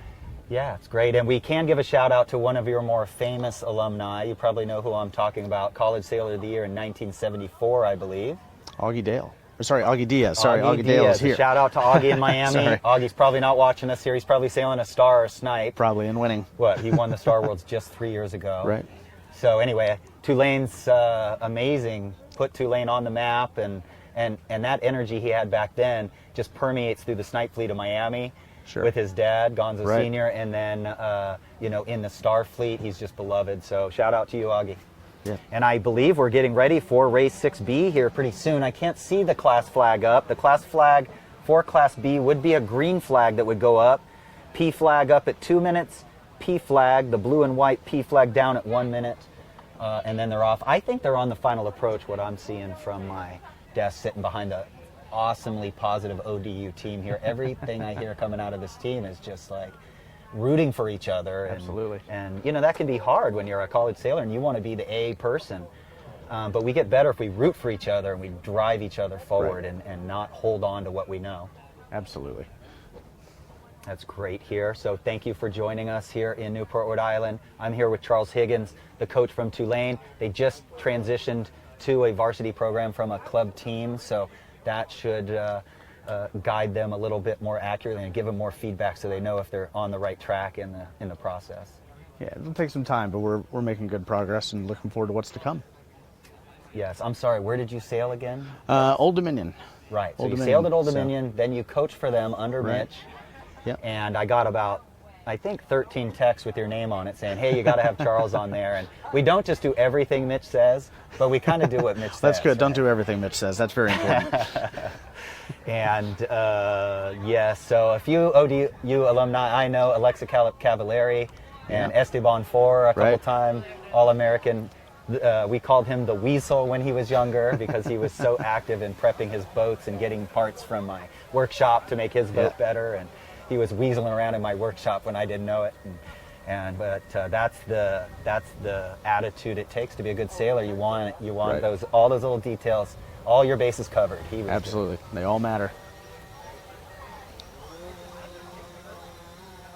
And thank you to Degan Media covering this Facebook Live coverage provided by U.S. Sailing. Thank you to all the sponsors. We had the Sperry College Women's Sailing Nationals victory at sea conditions. If you didn't get to see that, folks, go back to Friday, whatever day was Friday of last week, a week ago tomorrow, and watch them sailing in 22 to 26 knots with puff. We had registered 31 knot puffs twice here at our studio here. Had a few things blow away. We had a few porta potties blow over. Then we did the Team Racing Nationals Laser Performance College Sailing Team Racing Nationals for 3 days. Incredible battle. Yale kind of walked away with that one. Yeah, they sure did. And then now we are at the Coed Nationals, and we are zooming in here. Race 6B, I'm with Charles Higgins, the Tulane coach, and we are going to call this race. So now we've gotten how many races in here? I'll probably go back to the results here. And looks like Charleston's in the lead by 1 point. We're now in race 6B. That's going to be 12 races completed. Do you change anything with your team? Don't. And so once you get 6 races into it, what do you tell your team? Don't go on too long because we'll call this. Right now we're just entering kind of the second third of the regatta. We're not even at the halfway point, so things are really early. You're not worried about points right now. Teams are now starting to catch on to the trends of what's going on the race course, and you need to be able to stick to a formula that's very repeatable at this point. This is a time where people, some of them just come off lunch. They might be a little more tired, maybe a little too relaxed, and it's really important to be focused. And B division at this regatta is simply the second toughest fleet you would ever sail in all of college sailing, only behind A division at this regatta. And there are no other events that even come close to this level of competition. And you can't take it for granted. No one's going to give you an inch. That little cross that you might have gotten back in September, that is going to be a protest today. Yeah. And that changes the tactics and changes your strategy a little bit. And you have to be on point at all times and completely focused, and that's what the best teams are going to do here. And you're going to start to see a little bit of separation over the next 3 to 4 races between the teams that are really contending for a championship and those that are just going to be just a little behind and fall back just a touch. And there you go. You guys just got to watch Isabella Loose Brick use a line side in boat 3 there and just punch it out there. Georgetown was just as good. They had an easier time judging the line there in 6. Remember, folks, that when we do A division, the B division will go out. They'll have the same number on their sail. So Georgetown Hoya's in 6 again, BC in 3 there again. So great view of that start there. 10 getting squeezed out, pushed out by Speed Isabella, extremely quick. Yep, so boat 10, Dartmouth there, squeezing out boat 17. So 17's kind of ducking just the 3rd row there, not too bad. BU, Dartmouth getting squeezed out, they're ducking the 2nd or 3rd row. Boat 5 just waits there, they don't want to duck 7. It's okay for 5 to duck 16 when they tack because 16's in the front row. Always remember that, kids. After you start, don't clear your air if you have to duck and tack and duck 2 or 3 the 2nd or 3rd row. You have to be able to identify the 3rd row. So don't duck the 3rd row ever. Stay in bad air till you're just ducking the 1st. Yeah, it's always important to look past that first boat that's on your hip that you're going to interact with. It's not just that first interaction you're going to have. It's everything beyond them, setting you up for the rest of the beat. And it's all risk reward. Yeah, Stanford Cardinal, I believe, just up above boat 5 there. If that is 16, that I think is Wiley Rogers sailing there for the Cardinal. Victoria Thompson, a sailor from Newport Harbor, I think she sails on both coasts all the time. I-420s, Club 420s crewing. There goes 16 here. So 16 is just going to find a good place to tack here, because now they've got to try to get back and get control of the right. They got the left, no problem, only one boat there. And 16 is going to cross 9 there. 5 is not. 5 will have to duck. I would have pinched it up head to wind just for a second to keep my lane there on 5, but that's easy to say. See how he had to drop down there? It would have been better to shoot up, slow down, and duck later, but... Yeah, it's tough right now because they're out there on the ley line on the left coming in, and some of those decisions are going to be just a little bit tougher. Do you go the extra distance to make sure you have the clear lane on the way back in? So seems like the left side's been certainly a bit better here on this beat than the right, but it's going to be high traffic coming in at the top. yes, Olay! UC Santa Barbara in boat 2 there, leading from the left middle. The current is only going to hold them up there. Boat 2 is going to come in right next to that buoy. So boat 2 is just barely below ley line. These boats on our left have overstood. So boat 2 is on ley line because of the current, especially the current moving them just barely right to left as it's flooding into the Newport Harbor on your left. So boat 2, Santa Barbara had a rough day yesterday. And but let's give a shout out to David Ryan Eastwood. He goes by Ryan, a freshman, the Rookie of the Year in the Pac-12. Quinn Wilson, 2-time, maybe 3-time Youth World representative in the 29er class for the United States. Claire Hunt, an all-conference senior, many times all-conference crew, and Elizabeth Moody has looked like she might have moved in there as well. I think boat 2 here might actually be Brown, the host school. Did you bust me? We are in race 6B, correct? That is Santa Barbara. Okay. Squeak around the mark.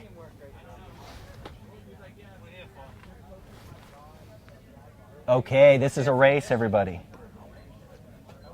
Oh. Yes, you are correct. Sorry, UC Santa Barbara's won. Thank you.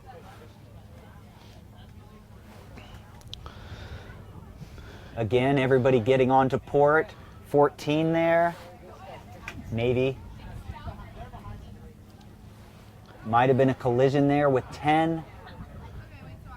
It looks like 6 is spinning. Not sure they've really gotten clear first, but they're going to try and do it anyway. St. Mary's in 10. So essentially penalty turns need to be done immediately once you're clear of your competition. So this is a tight race here. Absolutely. Boats just fighting for their lives in this race, in the 6th race in the B division. Nice to see you all. I'm over here with Charles, getting a little shot. This is an amazing fishing spot because right off here is very shallow, and then it drops very deep at the edge of the channel. We see these huge current lines, and the bait fish line up in there, so you get all kinds of good fish. We saw a guy catch I don't know what it was, a striper or something the other day right off the end here. I don't know what it was. Long silver thing. Looking towards the War College over there, my hometown being Coronado. Shout out to all the Navy people back in my hometown. It's light again. We have a couple boats reaching. Maybe these boats on our side are looking at the boats on the outside and saying, uh-oh, are we losing over here?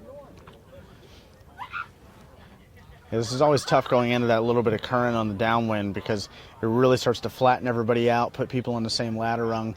Not as extreme here as we've seen in some other venues. Certainly a few years ago we'd had the Nationals in the Gorge in the Columbia River, Oregon, and that was an extreme example of current. When they were going downwind, it was surprisingly not windy, and it was tough for teams to practice for this and to be able to get down a run and be able to really pick your lane when it got tight and be able to be patient. And it's really tempting to stay up on a reach here because it feels faster, but you really just start sailing so much extra distance that your arm's going to get sore here as a skipper. You're just simply going to have to kind of grin and bear it and get down the run as best you can and keep that lane clear. Sail less distance. Yeah, so Brown there in 2.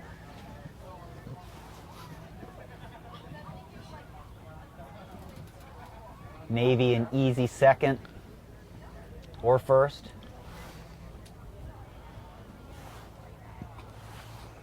Boat 2 had a kind of not a great transition back there. Now they had a good one. Scrapping around first here. So now every boat is on port tack. That could be kind of current related a little. Everything on port tack means that buoy on the left side of your screen is very likely further upwind. And so your initial plan is left gate, but left gate as you look at it now. Another beautiful boat, Madeleine, here in Newport. And with that current pushing everybody upwind, making the left turn here at the bottom is going to put you into probably better current going up the course earlier. And I think you're just going to see a bigger fight for this left turn than the right turn. But it's different tactics between the boats at the front than the ones at the back. And the ones in the middle, for them, it might be simply the path of least resistance. Just to get around and get going upwind quickly might be more important to them than it is to, say, round the favorite gate. Certainly you'd round the favorite gate anytime you have the choice. But for 16, 4, and 5 here, just getting around and going upwind is going to be a lot better than fighting it out with 12 and 8 for rounding this other gate. And you'll see this crowd go really slow and they're not able to have that good rounding. I think you're going to see 4 and 5 looking really good out of here, tacking early. Yeah, we saw Hobart go around that other end. Charlie Miller over there had a great day yesterday. Hobart did win both divisions yesterday. Charlie Miller sitting in 4th right now as senior, sailing with Lindsay Clock. And I believe she has possibly, well, I know she's an All-American, I believe, but a great crew there, Lindsay. Everybody getting onto starboard. If we have a long port tack downwind, it's very likely we have a long starboard tack upwind. So that's kind of what's showing at the moment. And it looks like the crews maybe are hiking just the tiniest bit. These are conditions where the crew is moving and the skipper is staying pretty much straight up. The skipper is the king or the queen here. They must be comfortable and using their skills to try to just weasel as much speed out of these boats as they can. And the crew is really doing almost all the work. Here we got a FJ coming back in here. Looks like they were getting a little bit of extra practice during the lunch break. Yes. Staying fresh. I saw a few teams doing that in the Z420 as well during that other break. So Z420, folks, you're going to see the boom go in and out more, and the boom will rise up a little. You see the leech open. If you look at the back of the FJs from behind, you will not see the mainsail changing as much as these. These boats, they will play the main sheet more and kind of open the leech with the boom rising on these boats. Yeah, again, with these blue ribbon North Mains, you have a lot more play with the leech. It's a lot more sensitive, and you're going to be playing it quite a bit more, even more so than you would with the gold standard mains that you have, at least right now in the FJs and sometimes on some of the other fleets of Z420s. Now, what about windward sheet? I know the jib leads on the Z are closer inboard than on a Club 420, but do we do windward sheet like we do on a Club 420? Yeah, it depends on how you've had the rest of the boat set up, but there are still going to be times where you're going to be utilizing some windward sheet. Having a fixed lead is never going to be the most ideal that you could have for a boat setup, but having them led inboard has certainly been an improvement with these boats than what we had in the past. Right, yeah, because the FJ just has the leads all the way on the inside of the tank. These are still a good 4 inches further out from there, and then the Club 420 is about 6 inches out from an FJ. And so that makes it great for breeze, right? But in light air, it's a lot more finicky. Absolutely. It gives you a pretty thin groove in really light air. It can be pretty tricky, and it takes teams a little while to get up to speed. And it's one of those really great things about having a team with a lot of experience and depth, that a fast team helps get new team members up to full speed a lot faster. Yes, so look who's sailing this boat. The Quantum Woman Sailor of the Year, Ragna Egerup, a Rio Olympian for the country of Norway, coming in here. So she has transitioned well from a 49er FX to a FJ and a 420. I'd say she's doing just fine. Yeah. So Ragna sailing with Madeline McGrath there. Yeah. And do you know anything about Madeline? I don't know Maddie well. I've had the pleasure of meeting a couple of the Brown sailors over the last few years. Last year, I coached at the Laser Performance Collegiate Cup, and Hannah Stedman and Maxine de Havenham were on the team, and really great, well coached, just really great people. And so it seems like their team culture is really strong. They're obviously working well together and becoming faster and faster. And here they are in position towards the top at this regatta, only a few days removed from winning a national championship. So clearly something's in the water, and they certainly know their own boats and, yes, and Maddie everything McGrath very well. there So. is a freshman. What an experience to be a freshman. Coming around second, Dartmouth, big green there, and 10, 11, third in 11 is, I'm having troubles here. Tufts, good. Tufts is coming around. Ken Legler. Ken Legler is receiving tomorrow night. I've heard the insider information. The Hall of Fame, the ICSA Hall of Fame, plans to give out 3 awards this year. They've given out one to Jesse Andrews, the Service Award for the professional. Now they're going to give a Lifetime Service Award to Ken Legler, the legendary Tufts coach who doesn't teach winning. He teaches everything else. Strive to win, but he doesn't teach winning. He just wants every kid at his college to sail. Right. And among 300 other things he does. So congratulations, Ken. You are going to get that.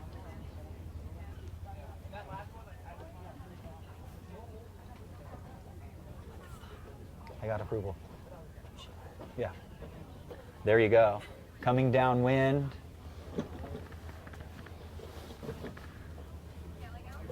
Okay. Reaching mode. Still some reaching mode. Dartmouth defending just a little. They got everybody to their right in the, in the basket here. These boats are folks at the Nationals here are going to round the gates and come upwind on course 5, finish upwind. Dartmouth defending there. A little bit of a horizon job going on. A horizon job meaning, you're kind of over the horizon and your victory there. So 2 boats on the horizon job. Here, again, it's light enough where we have to do the jibes, reach for a little bit, and then go into the wing. Yeah, that fighting in the mid-fleet has really allowed the first and second place boats to really advance a lot further forward. They're having an easy time tactically in this race at this point. This is not too difficult, and they've certainly earned it after their start and first beat. But it's a real battle right now. From probably 3rd to 15th is a matter of small moves and counter moves, and anyone making a mistake is going to drop back, and anyone who plays it just right is going to come out with a good result, because everyone's going to take diggers in this regatta, and it's about maintaining that really good average. If you average a 6 or 7 in your division, which doesn't seem all that great, you're going to win your division. And I guarantee you, when you look back at the scores at the end of this event, if your team is averaging a 6 or less, you're going to walk away with the championship. Yeah, definitely. Actually, 10 out there was St. Mary's there, did a good defense over there. Transitioning 10 into the reach to shift the apparent wind to slightly in front of that pack. Again, a little defensive move here. Rounding this gate nearby, their angle looks like the gates are square. So they're going to round these gates, head up to the finish line that you see kind of at the top of your screen. Yeah, boat 11 here is really making a move, which is going to be nice. You're going to watch this pack on the course right coming into the left turn. They're going to be going really slow. 11 and 6 probably stand to gain the most out of all of this. Boat 1's on the inside, but they're going to be going so much slower. And I have to say, it's quite amazing to be able to watch all this from a drone, something we didn't have the ability to do only a few years ago. This is becoming more and more just the best teaching tool you could ask for, being able to get this bird's eye view looking down. Yeah, and that is Santa Barbara there, that in boat 1 that went around. So I talked about them earlier and I had the number wrong, but that is Santa Barbara leading out to the right of your screen. Wow. I think the coaches have gotten in the ear of the kids a little. I think everybody's figuring out the conditions as you stated, and I think some coaches are pushing their teams to take it to the next level, because this is definitely closer from 3rd to 15th. Yeah, and it's gonna be like this for the rest of the day and certainly tomorrow. And again, it's just the nature of this event, and it's been like this since the first time we had this format. I think back in 2008 here in Newport was the first time we had the semifinal format come into the full finals at the Nationals, and it was eye-opening to everyone just how much more competitive the National Championship had become relative to every other event we do. Especially here, I was talking earlier about trying to not start next to the best guys. I was calling it the cupcake. Try to find a cupcake, and it's like, to be honest, I don't think there are any. But we don't want to start next to the very top 5 if we can avoid it. It's tough because you're going to round a win mark in 15th here in A division, and you're going to be sitting right behind and right ahead of a former All-American skipper or crew, and that's just the nature of it. It is that competitive and it's that tough, and you're going to see people come back to the rotation dock talking about how hard it was to start, how hard it was to find a lane. It's like, yes, absolutely, that's what this is. This is the best of the best.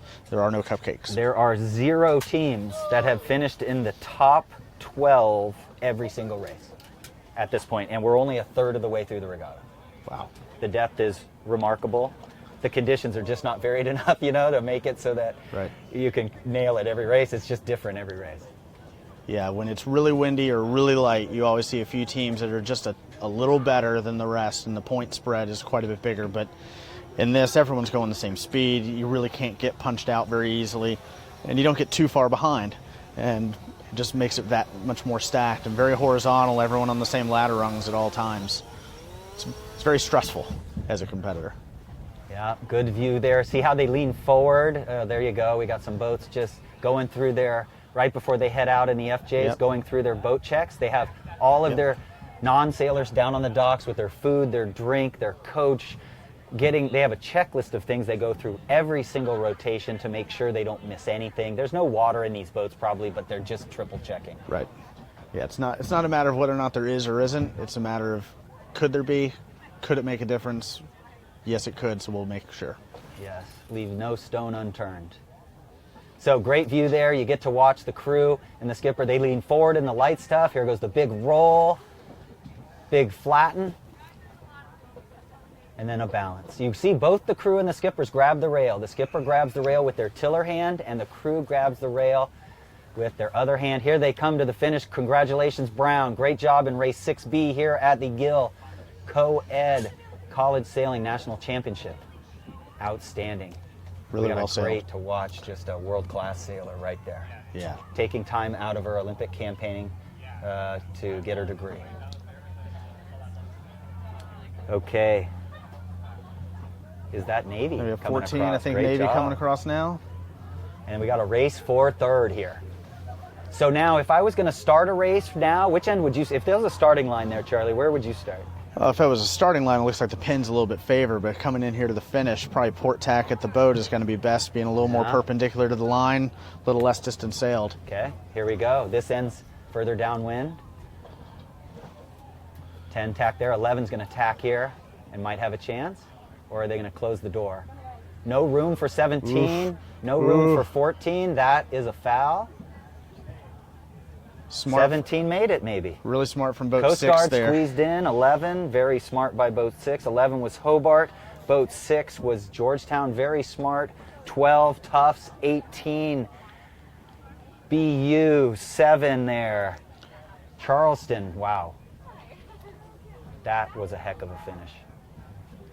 So when you're coming in on the port ley line, folks, and you're looking at a port starboard with 30 or 40 seconds to go on that port ley line, you should luff your sails and go straight, let that boat cross you, rock and trim back in, and just finish.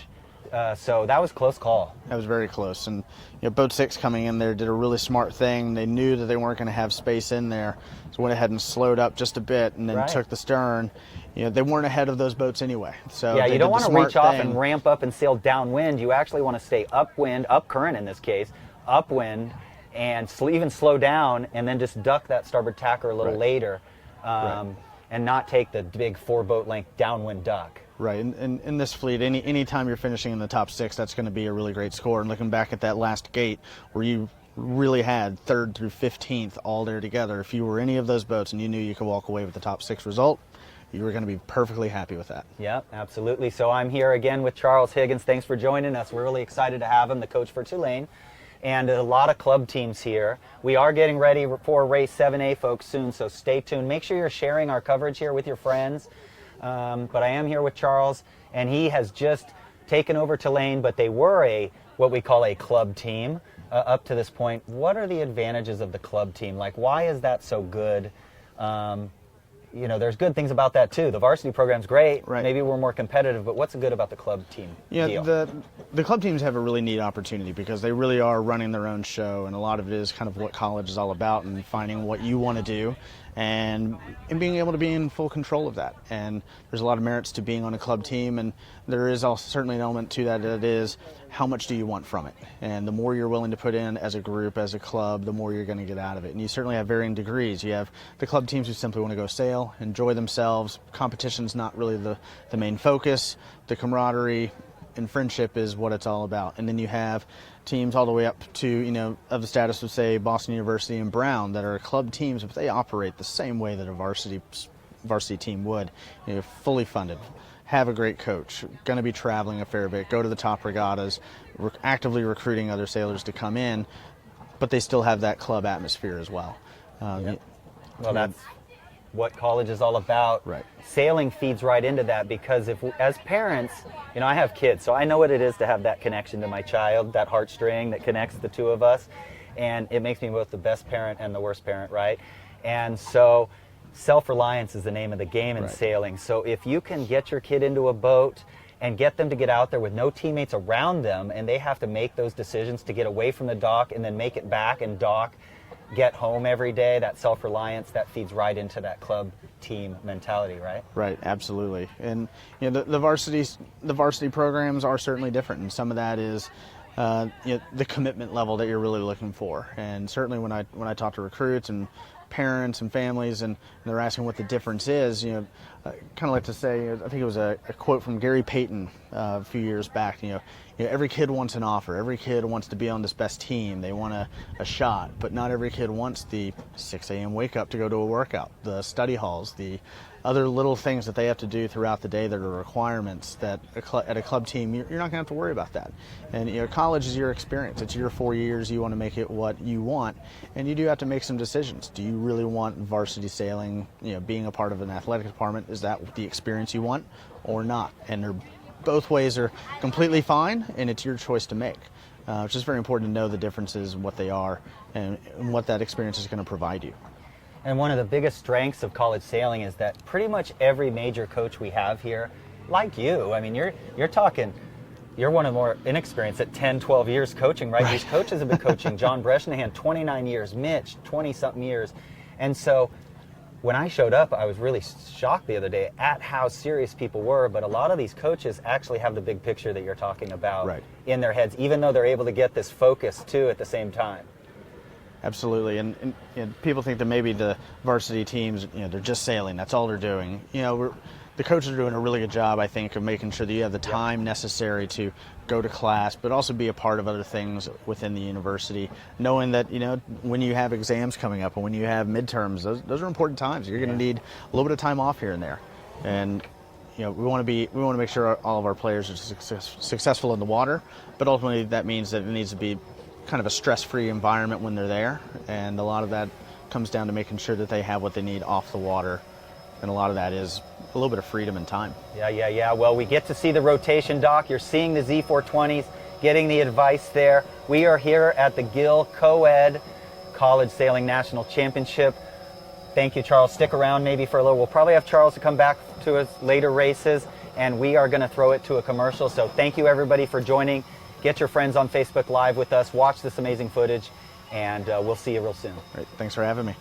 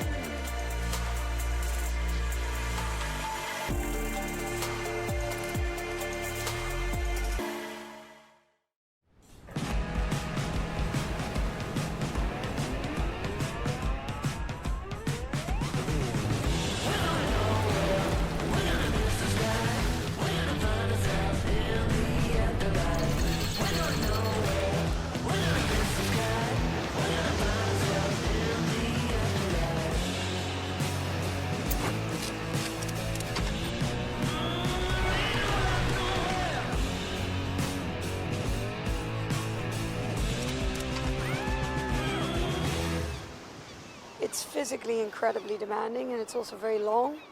Like if any of these things happen for 1, 2, 3, 4, 5 days, it's fine, but it's just the relentlessness that it's like you're always kind of tired and worn down, and it just, you have another day of really hard winds and have to deal with it.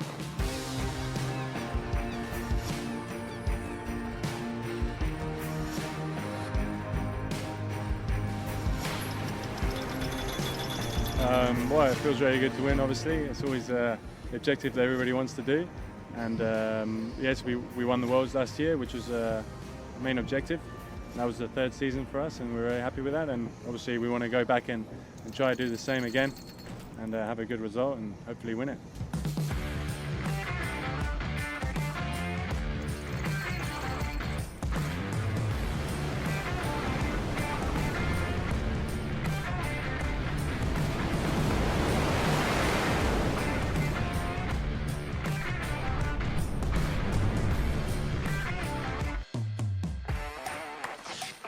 When I'm off watch, they're in charge of my life, and the equipment is ultimately also in charge of my life.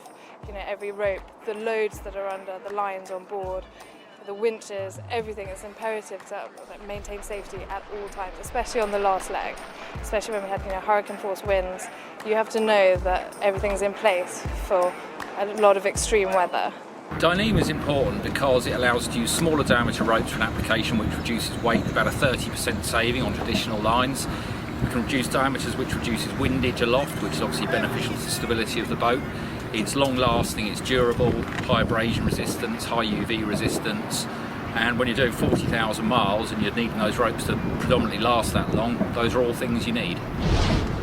As everybody has experience in sailing, then you learn more and more what's the best rope for each configuration. So you need the rope to be strong enough, but also lightweight, and then also you don't want it to absorb water because water's heavy. So, and again, everything needs to be really nice on the winches, and then also fast, and then grippy in the jammer so that you don't have any ears when you let it go.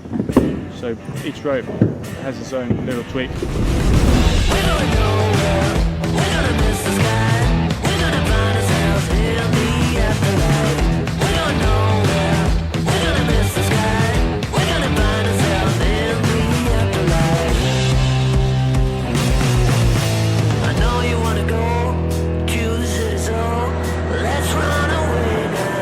Question. I'd say it's risk versus reward ultimately, but it's been everything. It's been challenging, rewarding, hard, fun, exhausting, but ultimately incredible and life-changing. Yeah, it does. That's the reward you get for the pain you have along the way. You know, you need to make sure that everything comes together perfectly, make sure nothing can go wrong, and just go and give it all you can when you're racing.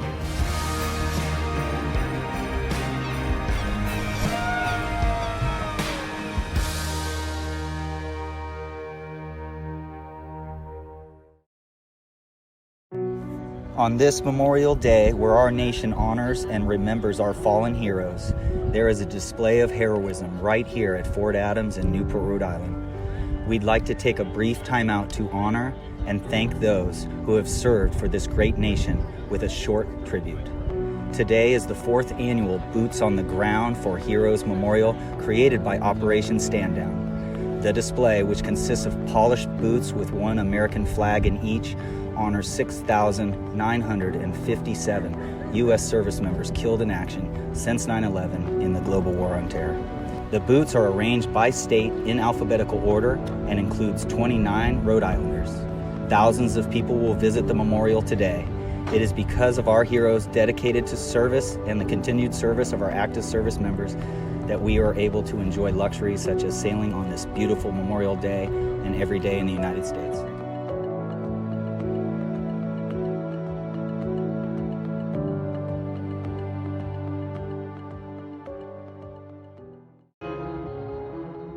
The city is amazing. I love New York. New York is such an iconic venue, and you're going to take the fastest boat in the world and race it in the most iconic venue in the world. New York's going to be amazing for these boats.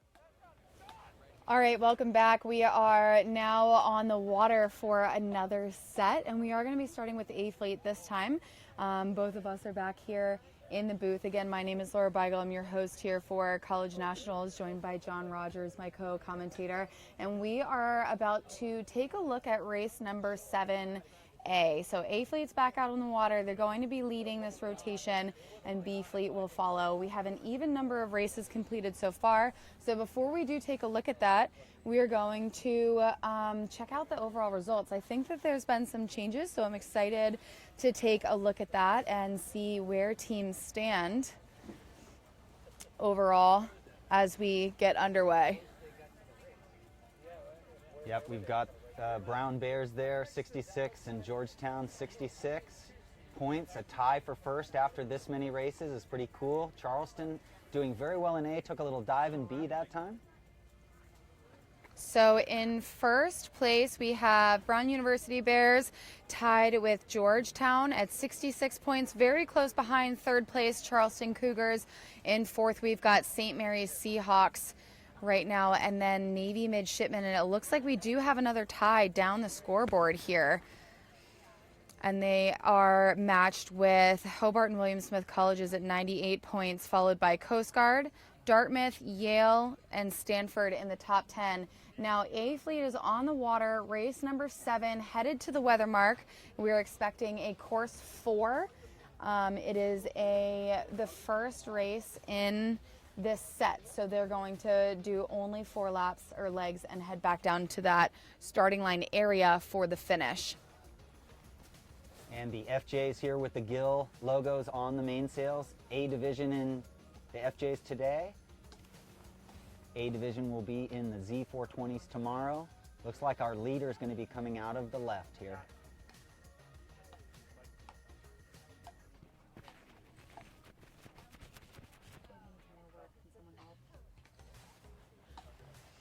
Okay, so looking like we do have a pretty big group of boats here in the center, headed upwind to that first weather mark, and most of them seem to be on starboard. So we're looking at the right being a little bit more favored. It's something we've seen develop later on in the day. Earlier this morning, it was that left side that definitely ruled.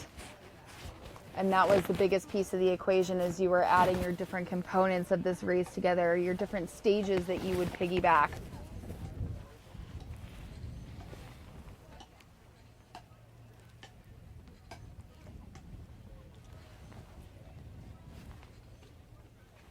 Nice pressure up there on the top right-hand side of the course. It is not hard to see some of these different puffs, and the fleet is now all on port, and it seems to me that they're a pretty similar angle on port that they were just on starboard tack, so we can tell that it's definitely really shifty as they get to the top end of that course. Now, they're sailing up towards the point, Fort Adams right here where the basin is, where we are all located. This is our campus for the week, and we do know that there's breeze coming both out of Newport Harbor on the left and Narragansett Bay on the right, and which of those breezes will prevail is definitely a contributing factor to piecing together their overall strategy for getting up the race course. Dartmouth there, 10, Georgetown in 5, leading the race. They're moving pretty fast.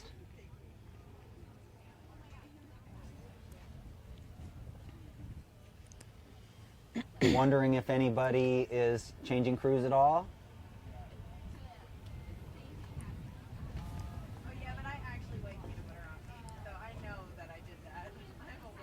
And it looks like our lead team still came out of that left-hand side, so maybe being more and more conscious of the right side of the course on their way upwind, but not necessarily making that their primary strategy. So these conditions are evolving little by little throughout the day, but they're very slow to come around. Sean Segerblum there for Georgetown is in first in the A division by about 4 points over Augie Dale.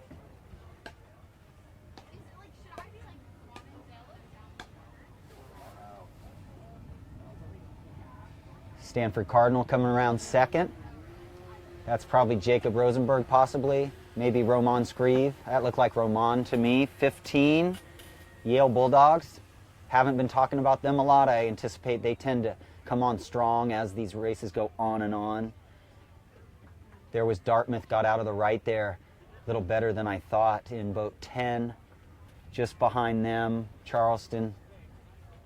So Augie Dale not quite pushing up there like he has been the last several races. He's been top 5, 5 races in a row, including 2 bullets in there. So it looks like we got even split here. It looks like some people are staying on starboard and others on port. Again, the race committee is setting a square course, making it very hard on us to decide. The leaders on starboard would indicate a wind shift here from the bottom of your screen, but there's plenty of people over there on port. John, we've got some questions about vectors on here. Wind vectors. Are they talking about wind vectors on a projection on the computer, or what are they talking about? This is vectors? Will Hirth. So Will, John's looking for a little more detail on your question about vectors. Yeah, we read wind vectors on our weather sites. The longer the vectors, that indicates more wind. So when we go online and we do our pre-race research, which we start about 2 weeks before an event, we start researching what we think the high and low pressure systems are, and then we look at wind vectors as we get closer into the day before the day we're going to sail. Longer the wind vectors on the computer, the stronger the wind, and so we can see where the wind is strong or weak around, a couple hundred miles around the area.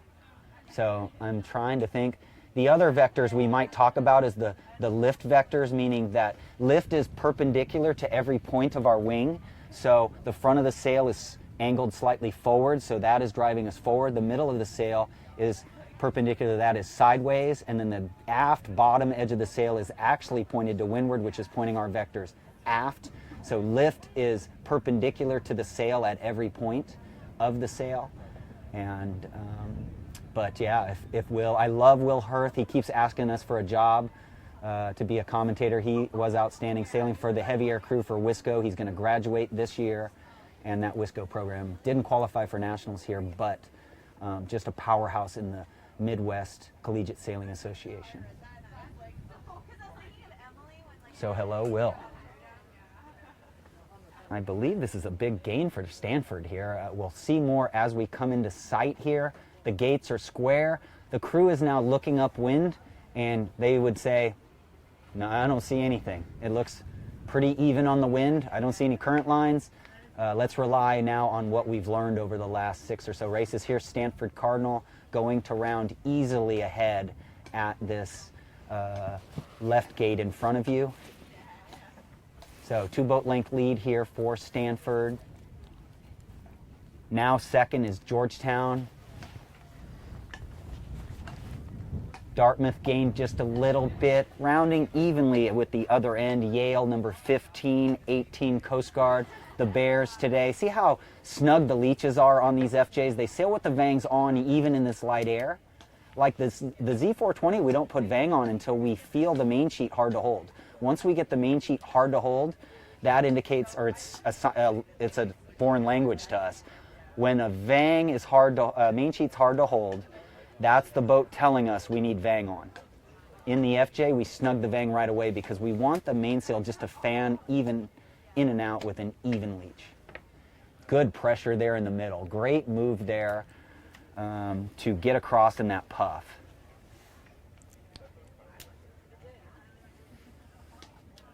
Looks like Georgetown's taken it back from the Cardinal here, or it's an easy lee bow. Okay. So the Cardinal there, know they've got the right pretty much put away. If the wind goes right, they're only going to lose 1 boat. So what do? They go back and protect the side that's got 1, 2, 3, 4 boats, or 3 boats that can gain on them. And that boat out on the left does look like they may have gained out there. So Yale, furthest out at the top of your screen, looks like they might be a little bit closer. Looking towards Coed Island in Newport, Rhode Island. Looking toward the War College there at the top of your screen and the Newport Bridge.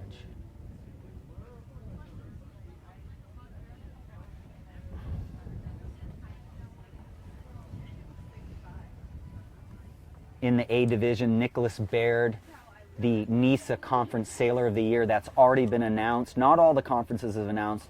Nicholas Baird, a senior, and Sonia Lingos Utley. So they are sending it. They just are waiting, I think, just to see if they can just get any little header. The jib luffs, they let go of the tiller and go.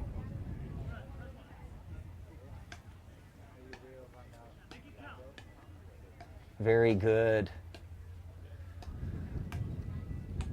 One of the best sailors in the country, if not the best sailor in the country, right there. An amazing crew there.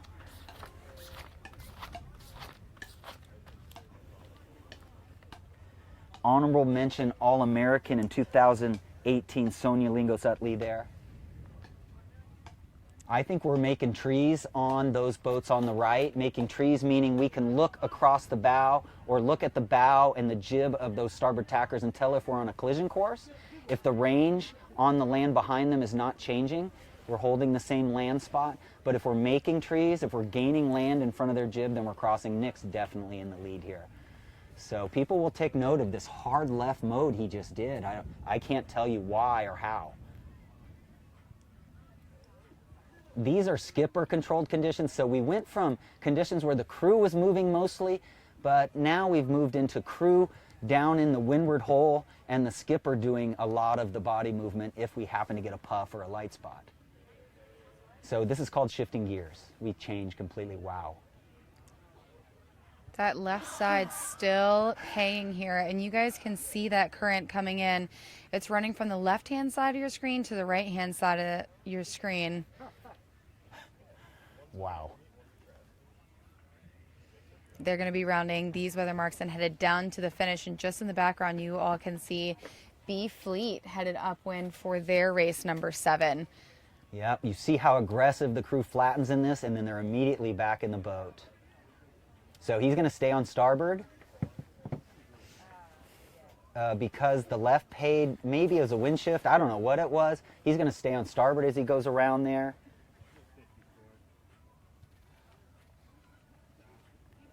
The Buds coming around in second there. That was a big gain for them. Boston University Terriers.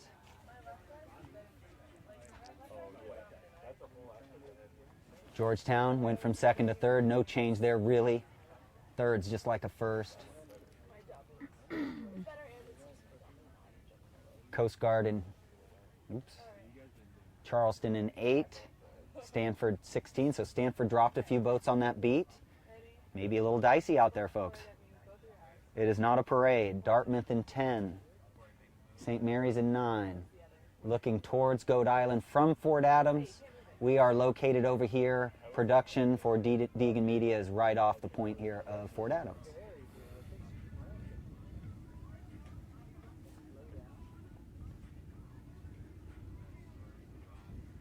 So teams are making the decision of whether to jibe or not now based on who they round with. If they round in a big pack, that might make them jibe or stay. It just depends on where the boats are around them. Everybody's staying up current, just a little of the current going right to left in this shot.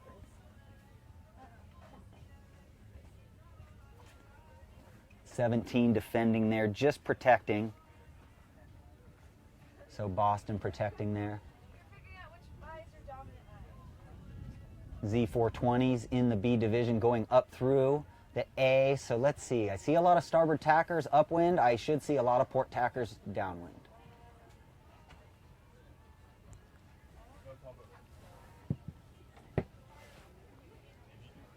Wow. Trying to take advantage of that course right-hand side. Again, we do know that the current's coming in, and so it's coming from where that right-hand side of your screen is. That's the mouth to Narragansett Bay. That's where most of the water is flooding in from, and so taking advantage of that is definitely crucial in this light air. Yep.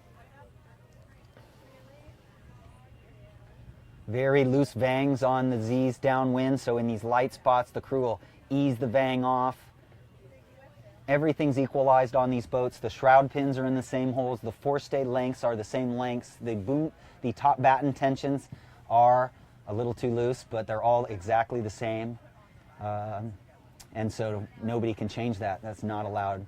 You're going to see very little rudder movement here. He's going to have a little lee helm, actually. He's going to have to push the tiller to leeward to keep the boat going straight. It's kind of a balance, because if we don't heel to windward right now, the jib won't stay out. So the heeling to windward causes lee helm, and we're willing to keep that in order to stabilize the jib out wing.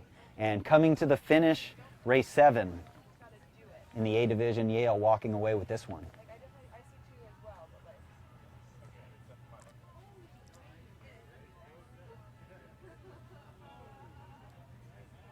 They really could use a bullet. They did have 1/18th, and so they're going to, 1/18th, so they need to turn that 18th into 2 9.5s.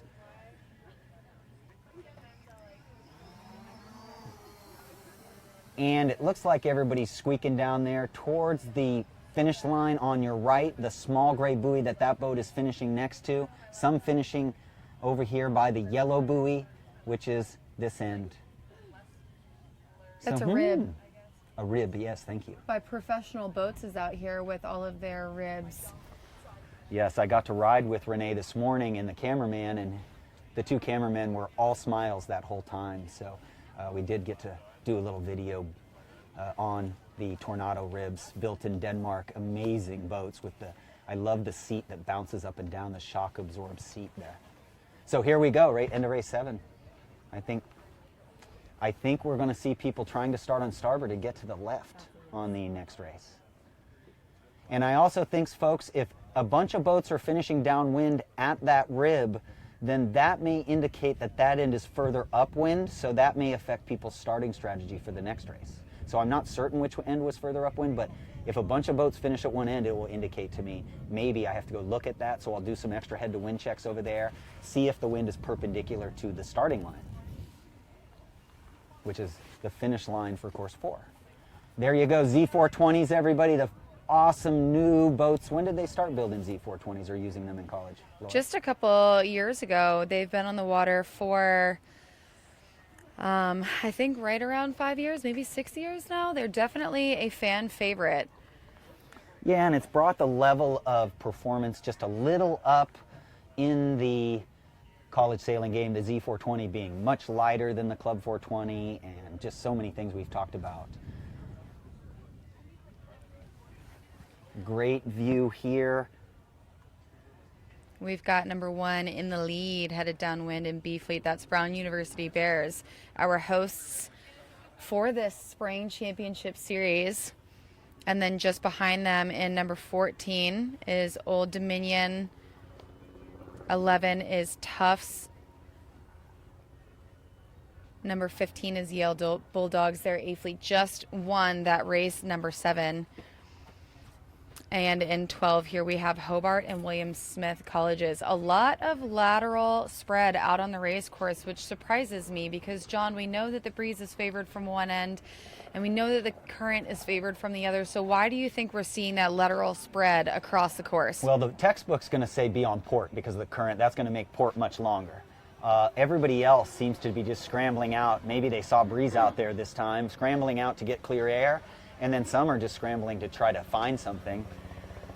Drew Phillips from ODU and Emily Harrison there really could use a good race, rounding an ODU in 14 there.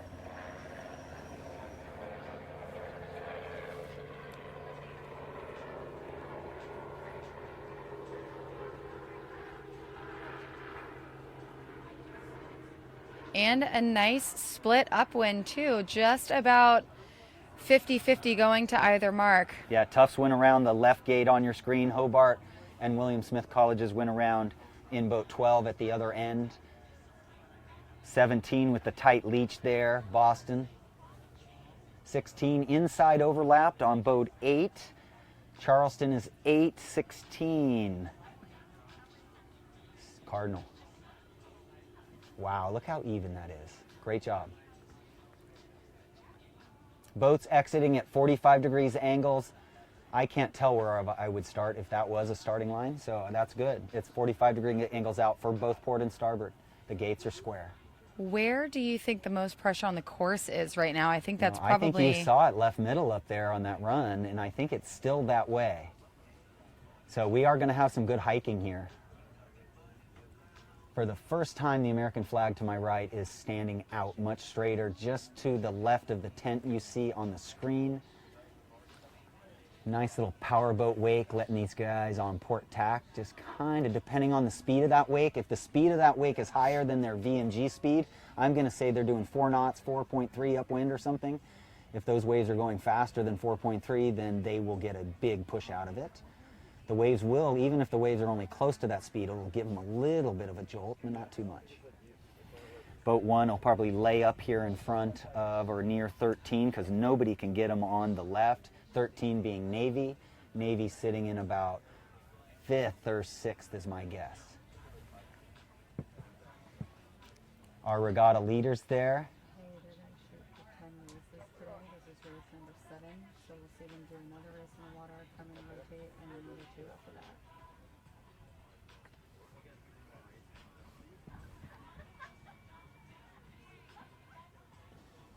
You can see both this crew and the skippers now. Ragna really bounces.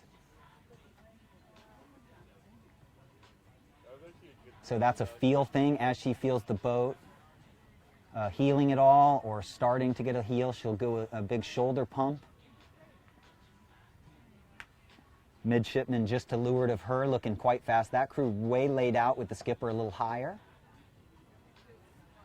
It's really important as a crew, folks, to look back at your skipper. Over time, you do it by feel, but you got to make sure your head is out of alignment with the skipper's head. It's a comfort thing, but it's a telltale thing, and it'll be able to see the waves over the bow, coming at the bow thing.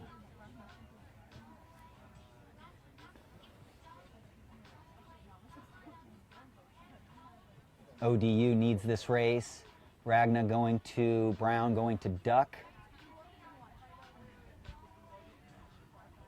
Little bigger team there on 14 with the crew in. They must be laying the mark because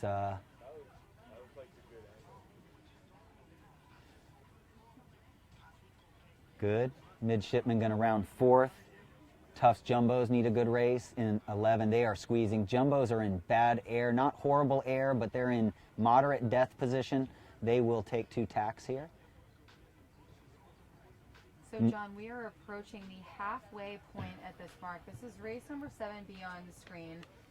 18 total races are scheduled. So theoretically, if all of them end up sailed, we're just about at 9 races. Now, as a coach, knowing that your team is halfway through this event, what are you doing to help support their mindset, help support them learning and implementing those lessons on the fly on the water?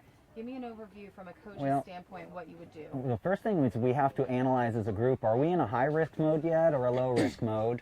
I would get in their heads, and I have a thing called spring chicken. I would imagine the regatta is starting over again. If anybody says they're tired, not feeling well, whatever, the art of distraction, again, I'd get in their head somehow. Each kid's different. It takes a lot of knowledge to figure out how to push each kid's buttons, but I would be looking for ways to get them back in a very fresh mode like we just started the day, and we are going to win from here on out. So my goals would be, hey guys, I want to see you get top 5s as many races as we can get right now. And every point matters. We got to fight for every point. Okay, port tacks the long jibe. These 2 starboard boats should be getting onto port here, in my opinion. 16 doing a 720 or something there.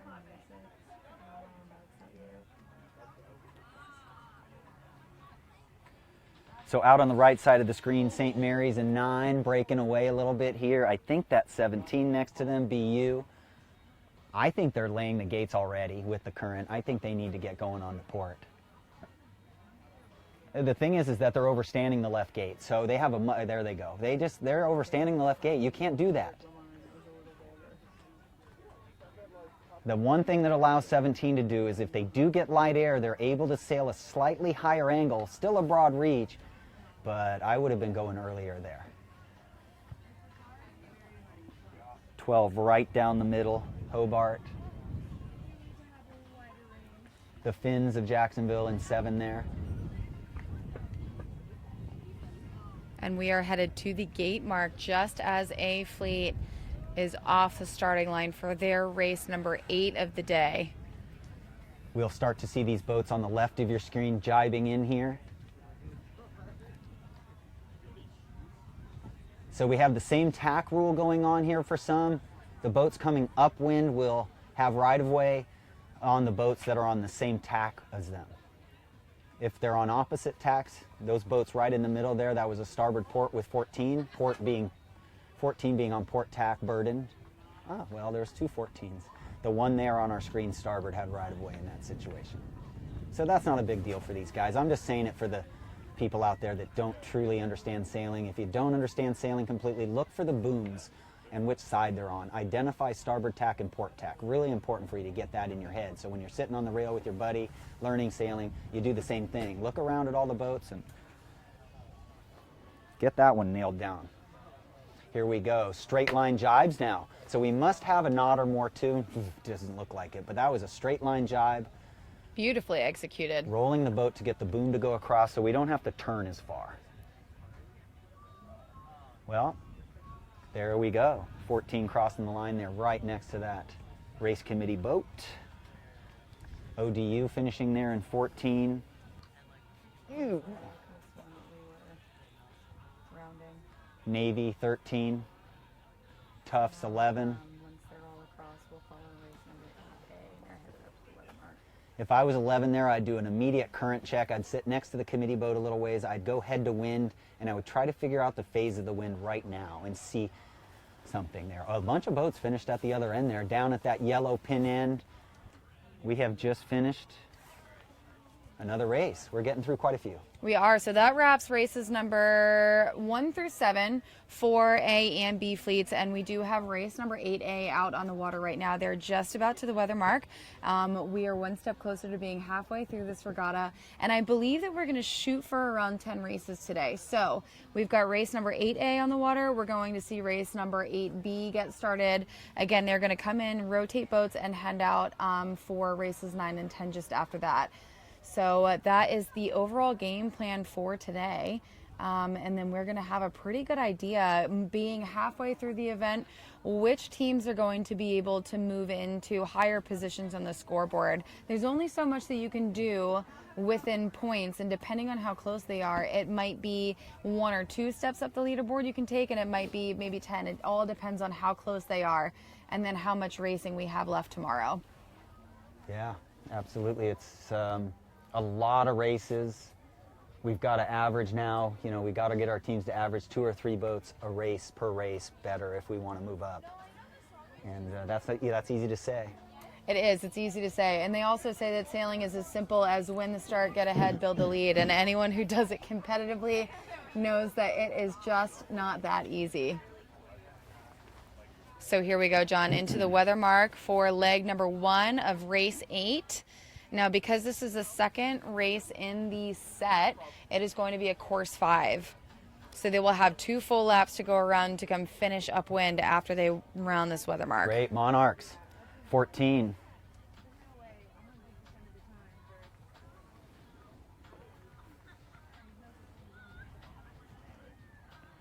Jack Elkin, a senior with Abigail Tutt there, rounding first. Send a shout out if you are listening and you know those 2 sailors. Root them on.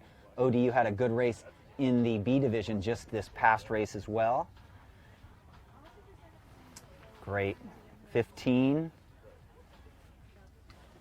Yale, again, they're coming on slowly. They're just this methodical team that doesn't ever panic, and if they're having a few bad races, they just slowly come on like they did at the women's to move up to second at the Sperry Women's College Nationals.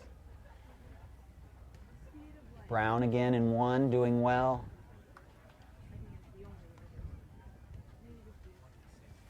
Georgetown again, just staying in that top 5. Georgetown always around the top 5, in 5 there. Navy in 13. Okay, so we've got some leaders now on starboard this time. Maybe it's a little windier. See, if they get a little more wind, then starboard isn't quite so hard. They're able to sail all the way low, even by the lee at times. You can get away with by the lee for a tiny bit of time, not much. If you go by the lee, you put the jib in bad air, and the top of the jib will start to flake out on you. It'll start to vibrate all over. So that's how you do a check luff downwind. You bear away until the top of the jib gets all weirded out when it's in the lee of the main, and then you head up from there. Check down. Upwind we do check luffs, downwind we do check down. So it's a little breezier. You got Tufts right in front of you there. Cameron Hawley, a senior. Christopher Keller, also skippering for them today, another senior. Crewing for them, Ian Morgan, a senior, and Juliana Testa. If you know those sailors, send out a shout out how proud you are of these sailors. Many of these women sailors have sailed several days in a row for all three events. It's really a test of endurance for a lot of them. Yes, a 12 meter going by.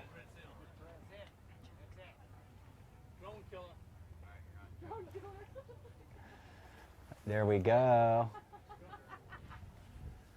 A shot of the entire A division. Folks, the A division is in FJs, and the Gill logo, our sponsor here, the most amazing apparel sailing gear company in the world. Their research and development sets the bar, and they have everything figured out. I've been a big Gill guy for many, many, many, many years. Thank you for sponsoring all this. We've got a race going on here between boat 10 and boat 14.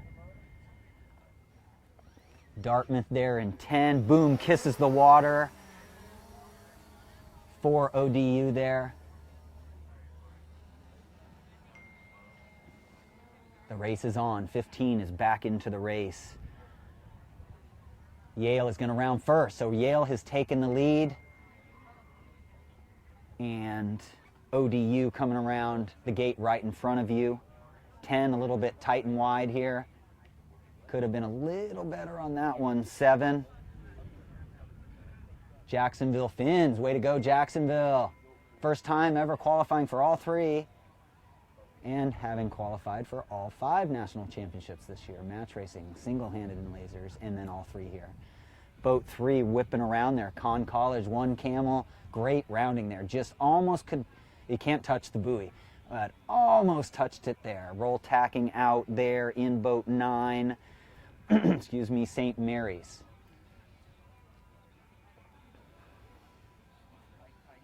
Tufts rounding out the 18 boat. The best sailors in the country generally in the A division. Some teams will put their best sailors in the B division, hoping to keep their points very low in that they're not much less skilled, let's say, but we would say the B does not usually have all of the team's best sailors. But some teams reverse psychology here. They try to put their best sailors in B and see if they can get on a run of bullets maybe and cut their team point total down as a whole.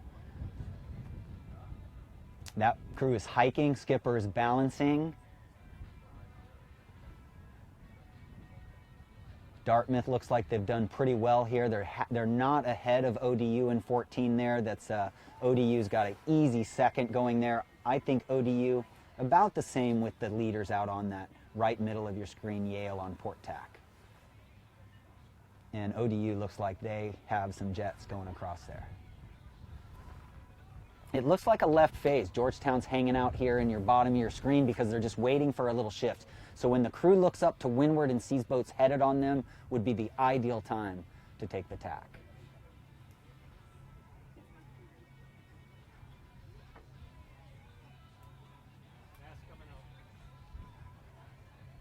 So you get to see the B division in the top of your screen. They'll be starting relatively soon.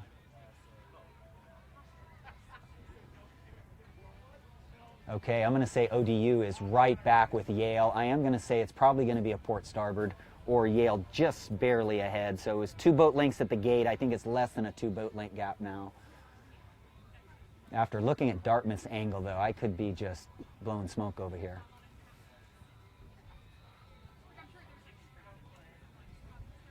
It does look like a left phase to me. Anybody on starboard is just surviving right now. Okay, crew hiking a little, head lower than the skipper.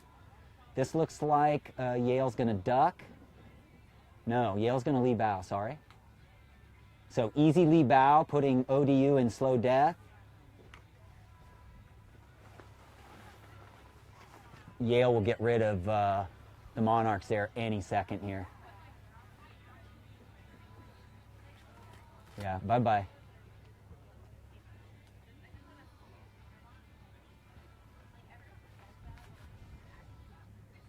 Great job hanging there for a while. Sometimes you just got to get to the next puff, so you just hang in there a little longer. John, we've got a question in the comments here from Peter Saar. John, I'm a bit confused. Is it faster to have the boom kiss the water, or do you want them to give it a good smack? It's usually we practice just kissing the water, because once the centerboard and rudder come completely out of the water, if we smack the boom hard, we can stall the board a little more. We just get that when the boom kisses, we let the boom out, it kisses. I'm a boom kisser. I'm not a boom slammer on the jibes. But if you watch there, thanks for the question, if you watch there and they watch the jibes, every team looks almost the same. If you couldn't see their pennies or you weren't hearing us calling these out, you could almost think they were all the same sailors because everything is so clean.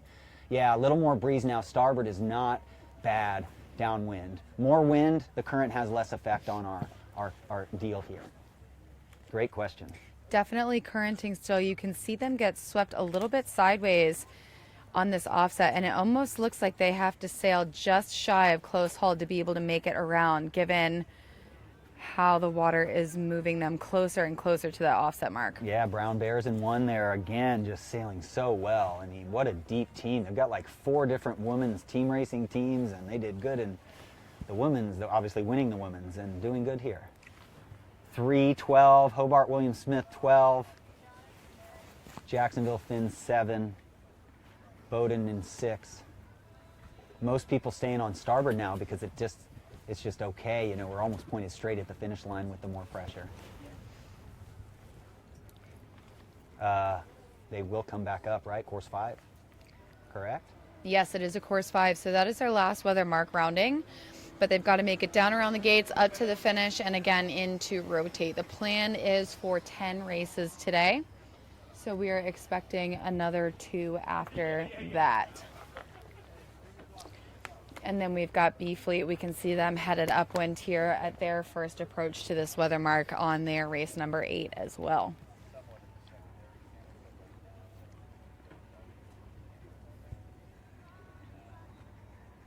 So beautiful there.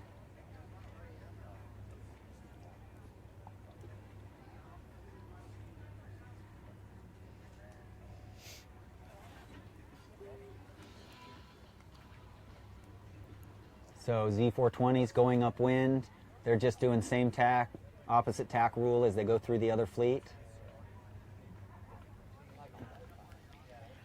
John, what time is that current supposed to be at max, or what's the high tide today, and when is it that current is going to switch?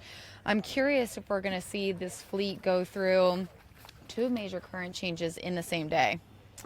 Yep, so we have a 550 new slack is what it said. The current has shifted early every day. So that we're going to say 515, 520, we're going to start to see the changing in the shallow water first. So that's not very far from now. I guess that we can expect by the end of race number 8, A and B. Again, A has leeward leg and then a windward leg to the finish, and then B is just starting their race number 8. Once they're done rotating, I venture to guess that they're going to be getting into that change in current.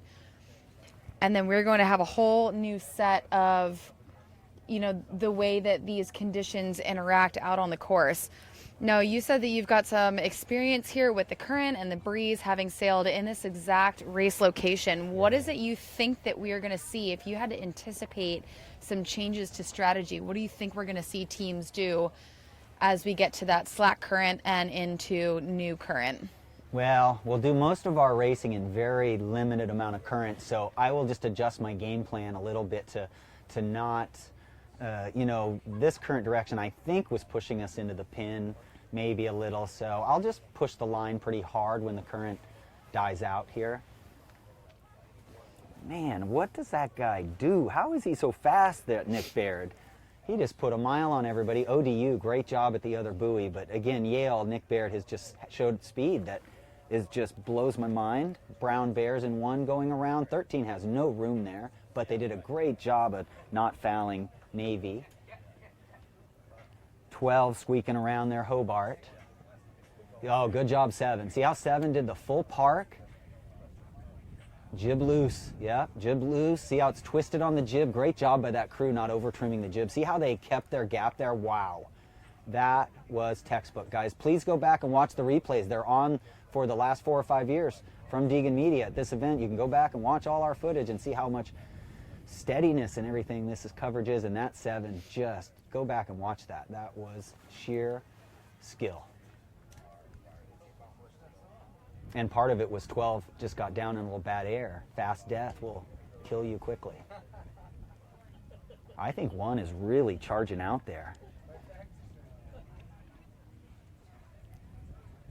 Keeping your speed up in these conditions is absolutely key. So with the high pressure, low pressure, more current on one side of the course, less current on the other, some chop that we've seen come through here, what can you do during the transitions to keep your boat speed up at all times? Yeah, essentially we just trim the sails in. Anytime we feel like we're fast, we click them in a touch.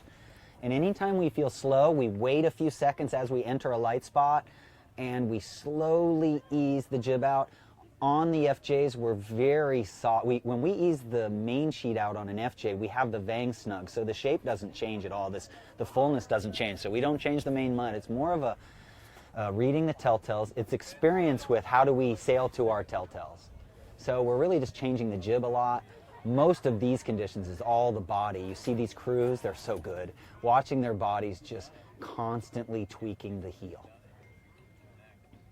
And I think a gain's been made on the left. I think boat 15 at the top middle of your screen is no longer beating boat 1 there by as much as they were. Is the left favored or what? 1 has come in there. Oh, 15's at the top of your screen, excuse me, but 1 is definitely a solid second. Did not suck in Yale much.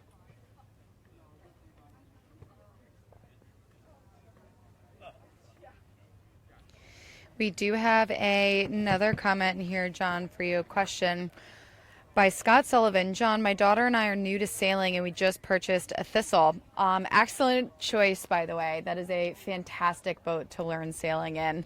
And we actually have a huge fleet here in Newport, Rhode Island. So if you do happen to be a local here, Monday nights, every week is where it's at. Well, where does he live? So if he lives here, I might be able to go sailing with him on Saturday. I do have a ton of experience in a Thistle. What a wonderful class. Well, here's the rest of the question really quick. We've been acquainting ourselves with the rule book, and it seems there are a decent amount of Rule 42 violations. Can you elaborate?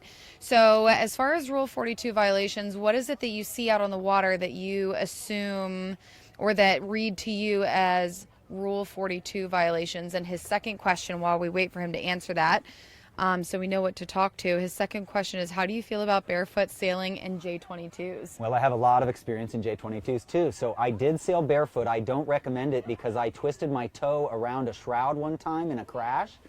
And I dislocated my toe. So I wear boots always except in sunny, warm conditions. But in the Thistle, you have to remember Rule 42, and in this fleet, Rule 42 is to prevent repeated fanning or body movement of the sails, pumping of the sails, repeated. And there are 2 exceptions. You are allowed to roll tack and roll jibe with 1 roll and 1 flatten. So if you see them doing more than that, let me know. I haven't seen it. Definitely no sculling going on out there. But yeah, you might think these tacks or jibes are breaking the kinetics rule. If they do 2 rocks on these tacks and jibes, yes, the mast can only go away from vertical once and return to vertical once. If it starts to rock more than that, then that would be a kinetics violation. But again, it's up to the sailors to control that, right? If the sailors really need to talk about that. And we do have some other questions about the leech cords on the 420 and FJ being adjustable, adding those into the sails out there on the water, and someone else adding to that question. The first question is, can we tell them about it? And then the second is it used to be able to equalize? Is it a technical complication or an adjustment? Sort of how does it play into that? The leech cord?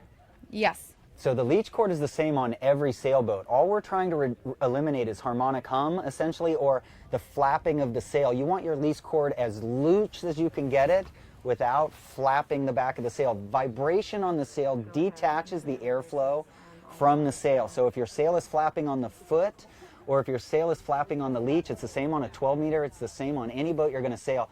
Just enough leech cord to take the flapping out, because it detaches the flow. And then at the end of the days, let off your leech cords because they stretch less than the leeches. They shrink overnight. So if you store your sail with a tight leech cord and it's wet, it will shrink, and that will make your sail maker happy.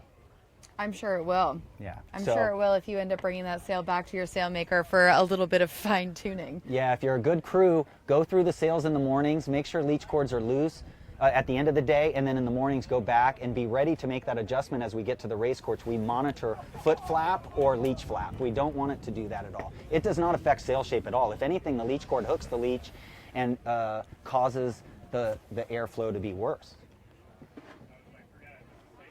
And yes, a shout out to all the Thistle sailors. It's an amazing American class, and there's just Thistle fleets all over. They are kind of a bummer boat because if you capsize, it is the worst. It's the worst. It's about 100 gallons of water in the boat. And yes, and hiking on the Thistle really builds character because it's about a 4-inch rail that you get if you sail Thistles a lot, you get a nice groove under there on the back of your thighs.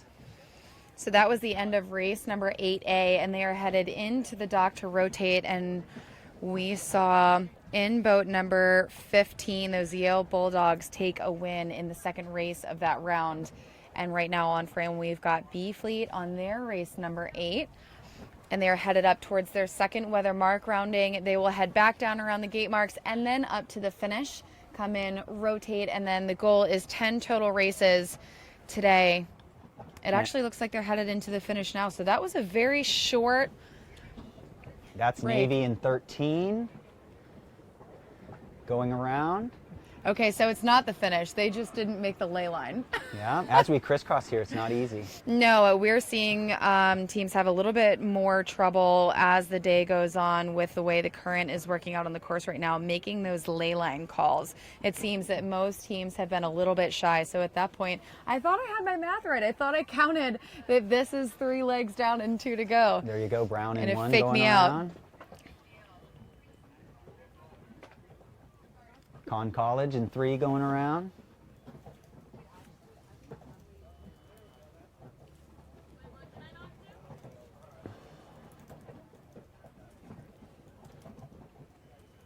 Dartmouth 10.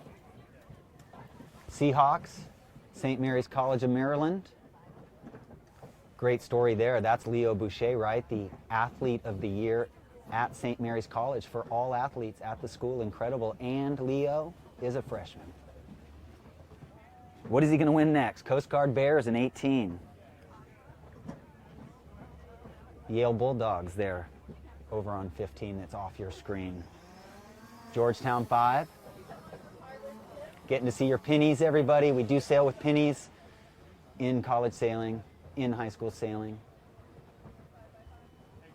Not a great result right now. If they had to end that race at that weather mark, that is not a good look for Georgetown and for St. Mary's, especially if they want to keep their place in the top half of the fleet. As soon as this B Fleet race is over, we were going to bring you updated results after 8 total races before they set out for races number 9 and 10. Race number 9 is a halfway point for this regatta with up to 18 races scheduled across 2 separate days.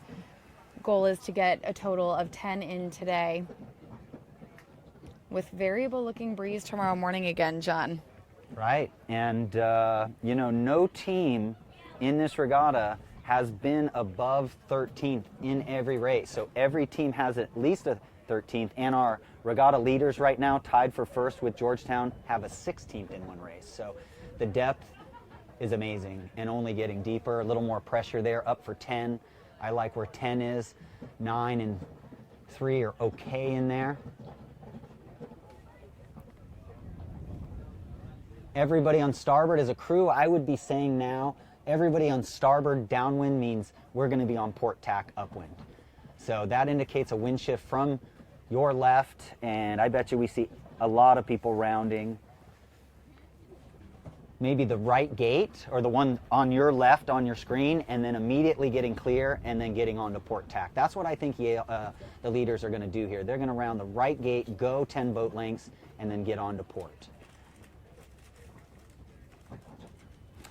Z420s are the B division there with the brown logos. The Gill logos are FJs for the A division today. So 13 is going to go 10 boat lengths. That's about 35 seconds, 3 boat lengths. 3 seconds per boat length, or maybe 3.5, 4. And then you're going to see them bounce onto port.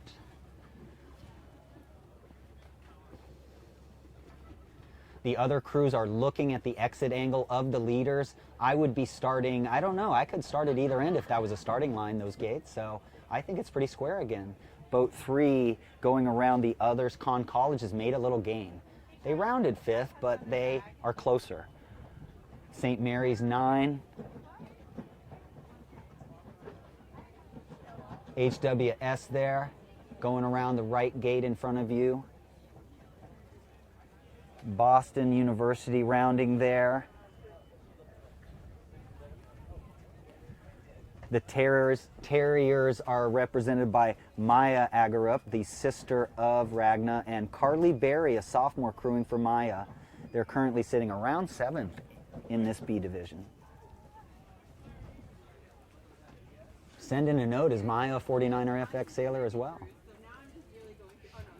Looking at the rotation dock, Georgetown getting their feedback from their coach, Brad Wilkinson. So just a few moments left in that race number 8B before they finish and head in for their rotation. Again, expecting 2 more races this afternoon.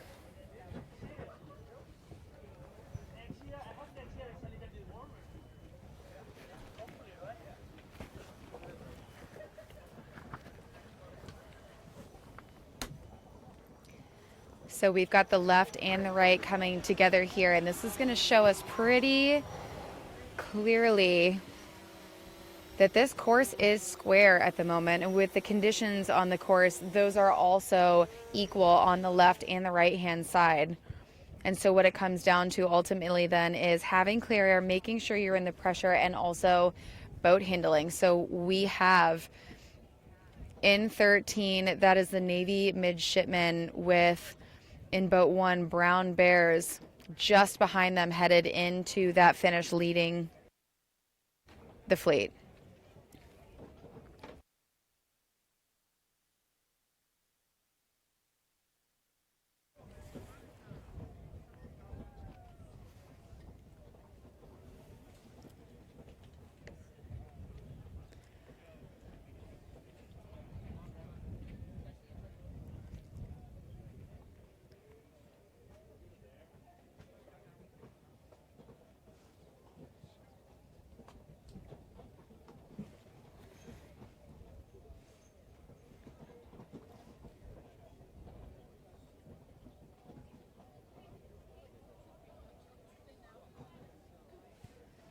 Looking like a close call in here to the finish. We do have quite a few boats spread laterally across the course, all of which are bow to bow with one another, what we call on the same ladder rung. And so as they come into the finish line, it's going to be who has the top boat speed. Again, that is definitely the definitive factor with such a balanced course and such balanced conditions.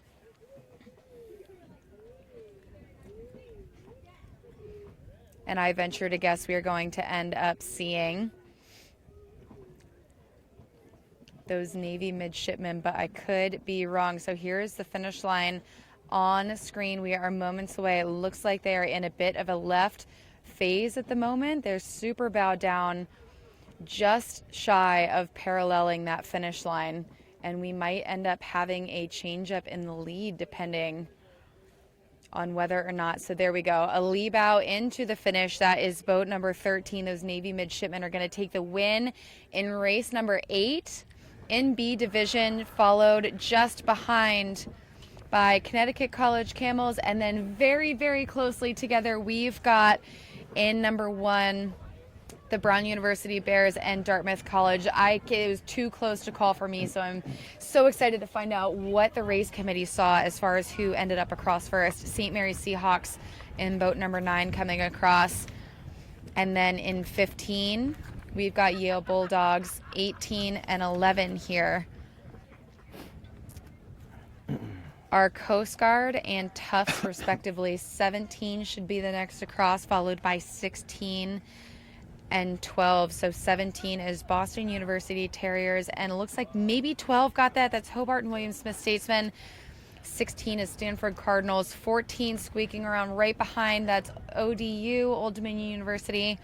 7 just after that, the Jacksonville University Finns.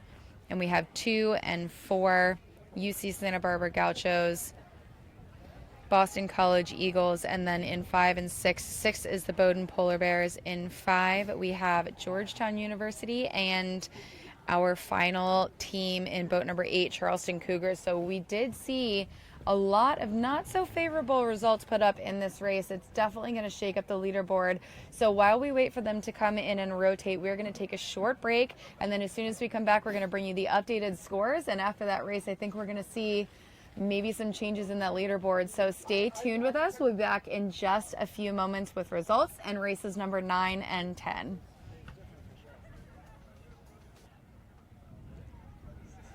Nice.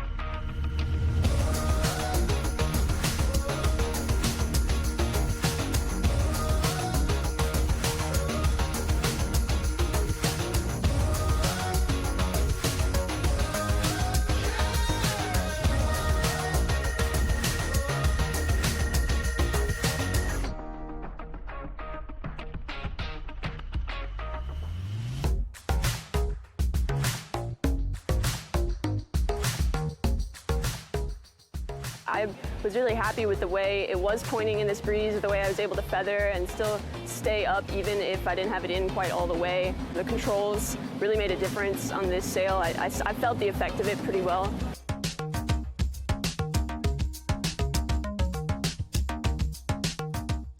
I felt like it had a little bit more power, but also a little bit more maneuverability. You know, you could get into that low mode that you might be a little bit more overpowered in the laser rig, so it was different for sure.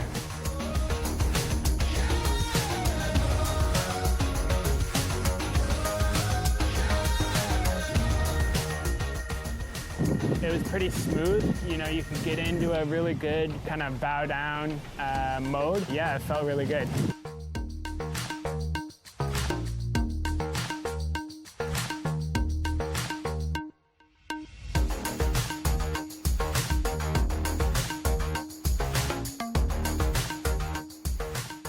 I think that the boat reacts very well in the gust. When you hit the wave, maybe the boat starts faster, I think, than with the other rig.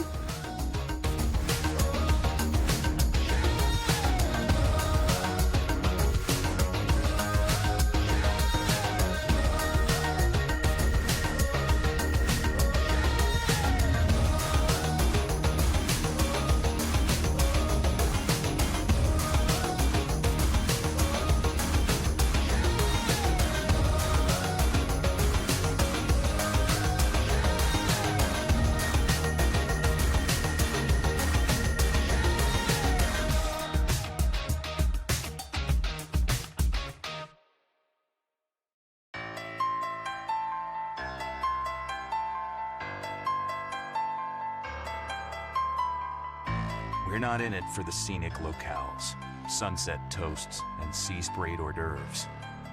No, we're here to be challenged.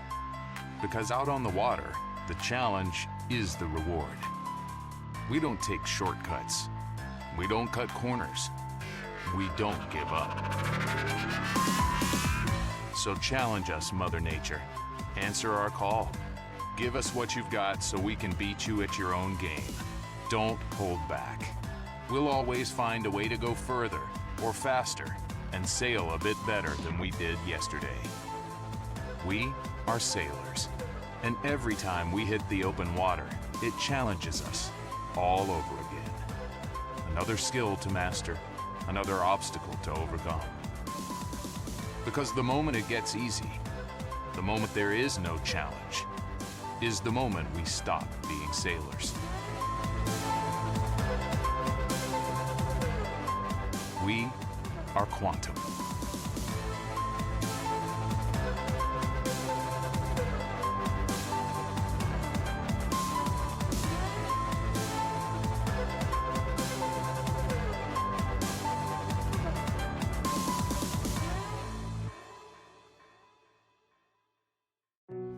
On this Memorial Day, where our nation honors and remembers our fallen heroes, there is a display of heroism right here at Fort Adams in Newport, Rhode Island.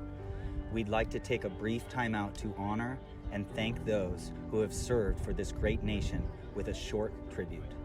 Today is the 4th annual Boots on the Ground for Heroes Memorial created by Operation Stand Down. The display, which consists of polished boots with one American flag in each, honors 6,957 U.S. service members killed in action since 9/11 in the global war on terror. The boots are arranged by state in alphabetical order and includes 29 Rhode Islanders. Thousands of people will visit the memorial today. It is because of our heroes dedicated to service and the continued service of our active service members that we are able to enjoy luxuries such as sailing on this beautiful Memorial Day and every day in the United States.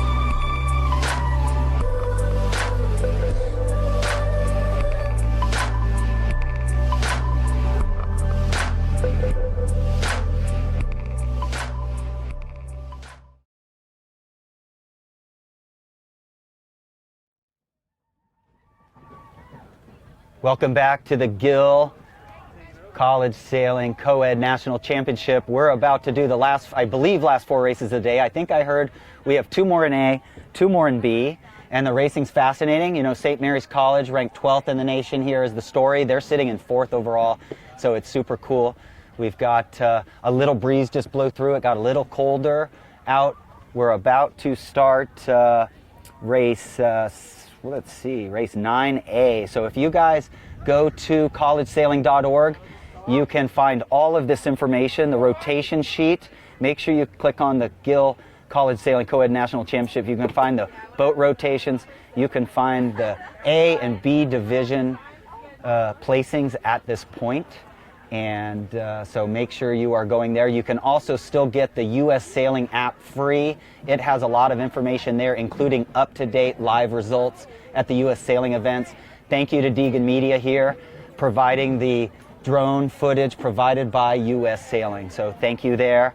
We are getting ready for race 9A. I believe we will be in sequence down there. It looks like the boats are getting closer to the line. We're looking for the race committee boat down there. They would have a pink flag up for the FJs.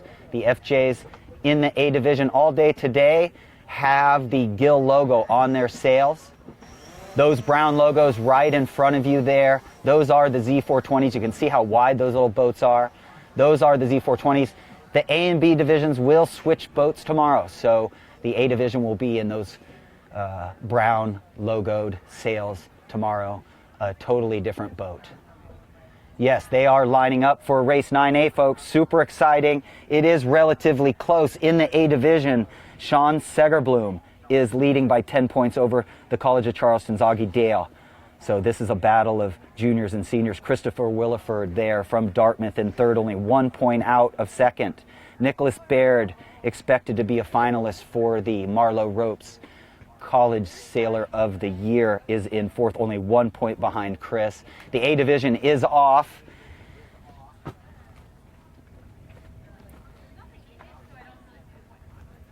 Even split here. Some people out on port, some people on starboard. The courses are very square. The left side has been pretty much the less risk side and even the side that's paid the most. So in this race, if I was coaching my kids, I would be saying, I don't want to see these guys. I don't want you to be one of these boats. I don't want you to be in 16. I want you to be going out left. If the left is paying, less risk on the left. So that's where I would be heading.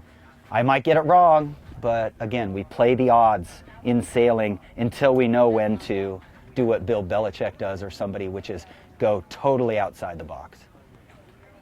That's what makes a great coach. That's what makes a great sailor. Somebody who knows to stay in the book most of the time and the odds, and then know when to break out of that mold and do the unexpected. There you go. Boat 12 in the front there, Navy. Boat 18, Brown Bears. Boat 8, my goodness. Is Brown ever going to have a bad race? St. Mary's, great, so they're sticking in there. St. Mary's went on a run of races on the second day of semis and yesterday. And that was yesterday, and they just ripped off a bunch of races. Just to windward of St. Mary's, their College of Charleston Cougars. This is their A division skipper, Augie Dale.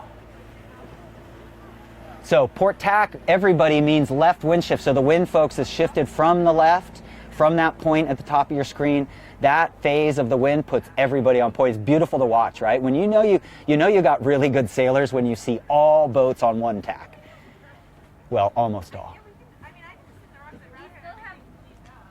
Big roll tack there. Brown Bears.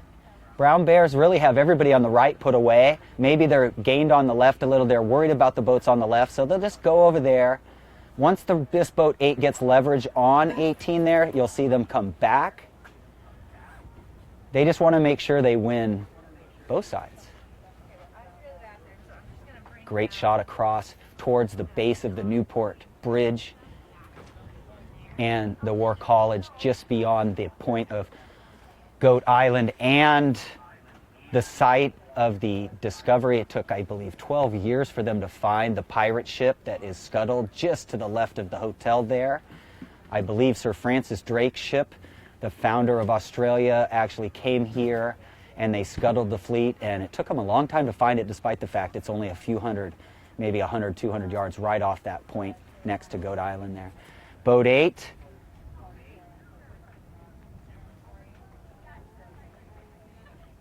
St. Mary's taking the lead here. I think they've got 12 put away. They just laid up under 12. 12's not a threat. They don't care if 12 beats them. They just don't want anybody to come out from the left.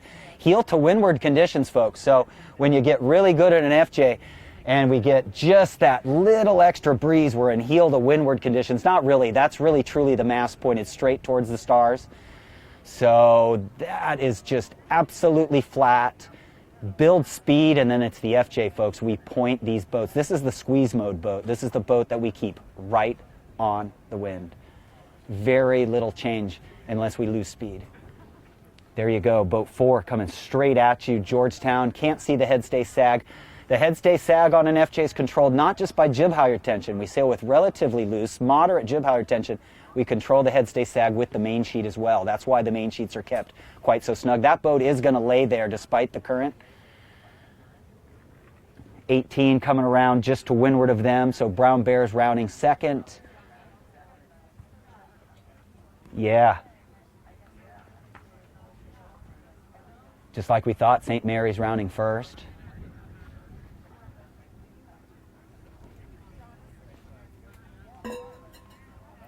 Sailing for St. Mary's, sitting in about 7th right now, only a few points out of 6th. Liam McCarthy, a senior.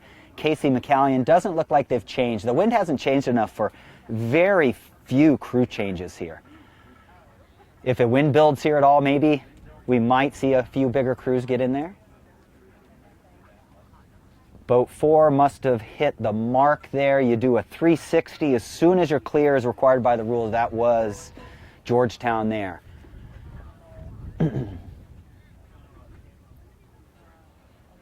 Everybody's staying on starboard. The current's slack now, everybody, so it would have changed coming out to an ebb out of the right side of your screen, out of Newport Harbor there, so we probably have a slight neutral, or you know, actually the ebb will start over there on the right. And the flood will still be coming in on our left by Fort Adams for a while.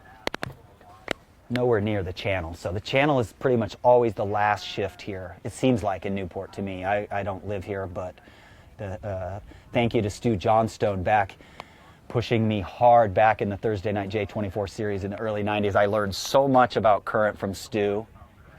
I'm not going to say Stu was not pushing me quite hard. He did.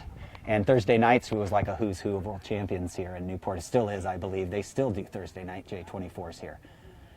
There you go. 18 in race 9 in the A division. So Brown still sitting in second there, just barely a clear lane, just in front of the Cougars there. There's Augie Dale in the Cougars. He has that lean back style. He's always got that crouch. He's always in full focus mode. He's going to roll. I thought Augie might roll there. I think he likes the left gate looking this direction, and so he decided not to do anything there. Let's see what 10 does. 10's going to try to sit on boat 9 a little. Kiss. Nope, there you go. 8 St. Mary's. So that was quite an amazing run. They rounded 2 boat lengths in front of 18, and they at the weather mark, and they're now, how long has that been? 20 seconds divided by 4, 5 boat lengths, 6 boat lengths. There we go. 14 Yale going to come around the right gate there. Ooh, pressure to the right, folks. Pressure to the hard left, but there's the biggest puff is underneath these J24 spinnakers you see at the top of your screen. So if you're new to sailing, fundamentals are upwind tight sails, downwind loose sails. You see the spinnakers coming downwind. So downwind's easy. We make our hay upwind. And so remember that. I remember my coach as a kid, I kept leaving my main out upwind, so he wrote on the buoy, trim your main here. And so as I'd go to the buoy, big black ink all over the buoy that said trim your main. And that's the fundamental. You trim your sails at the gates, you ease your sails at the windward marks. Starboard tack here. Boat 7 did a good job of getting high. Boston College, the most experienced team here. They got so many seniors and so many All-American crews and honorable mention All-Americans. 7, great job there. Must be a little right phase because everybody's able to hold a lane after the gate. Little right phase with Coast Guard, 7 to windward of them. Coast Guard is 1. 17's going to cross there. Cardinal cross there. I think they're in a header, but they're in the left side of the course, right? Left middle would be the crew there, so that's what I think they're trying to get. Maybe they thought they saw more pressure, which I do, definitely coming from the windward marks. So Cardinal there in 15 tacked because they saw the pressure coming. In about 6 to 10 seconds, they're going to have more pressure and they're going to wind up a little. Here they go, tacking back. The Cardinal will let that boat cross even if it's close.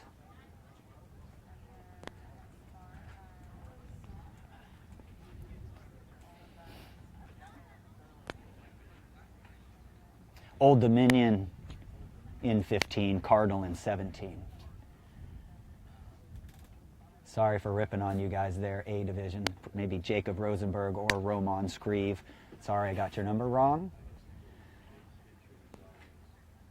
There goes ODU laying back up. The Cardinal in about 6, 7, 8. It still looks like a right phase, so this was kind of a persistent shift. Well, I don't think it's going to shift back. I think we had a persistent one-directional shift on this beat. Was everybody on port tack downwind? That's my question. I don't think so. So this shift happened as we got to the gates. Looks like a little current swirl at the windward marks. You see it? Oh, that's just a power boat spinning around up there. Yeah, sorry. J24s built in a garage, the first one in the 80s in Portsmouth, Rhode Island, or Bristol, Rhode Island. Those J24s with the spinnakers up. J-boats doing just a great job always of building one design fleets that are successful, serve amateurs mostly, and those big fleets like J24s and J70s, those bigger fleets also have a pretty big pro influence, and that's good for those fleets. Amateur sailing in most cases with the pros coming into those bigger fleet. J-boats is just amazing job building the J24 fleet, and then the J70 is just the way to go now. Boat 8 is going to lay up on here just on lay line, no current, so they're going to try to absolutely hit it. All right, they're going to the finish. So they're going to lay the pin end. Boat 8 there is going to tack when they're laying the pin end, because if the pin end's further downwind, they don't want to overstand it, so they lay up under the pin end or right on it. Excuse me, this is race 4. This is course 4, I'm sorry.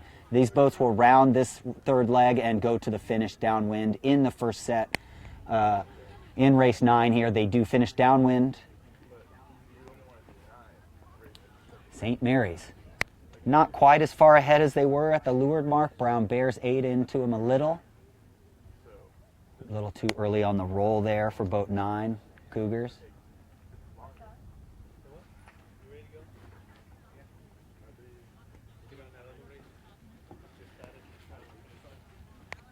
Nick Baird again. Let's see if he gains on this run. Let's see if 14 gets closer or passes 9 or 18. Here's Dartmouth, 11. Christopher Williford, a great skiff sailor at a younger age, 29er, youth champ. 12 there. 7. That is probably a foul because 10 had to go above close hauled. 17 is going to be doing at least one penalty turn. Tufts in 10. Wow, 17 did not hit that buoy somehow. 15, ODU. Boat 1 doing a penalty. They must have hit the buoy.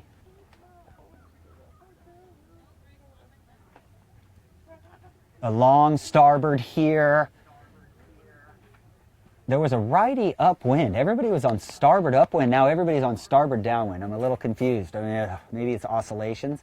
You notice most of the B division going upwind is on port tack, so that makes sense to me.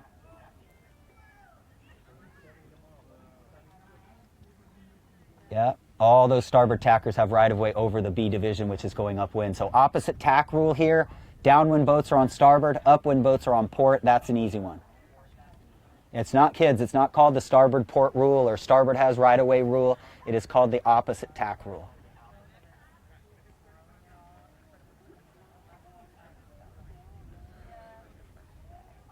Looking towards New York Yacht Club, just up to the left middle, looking towards the amazing Fort Adams Park to your right, where Sail Newport is, our host, with URI, with Brown University helping.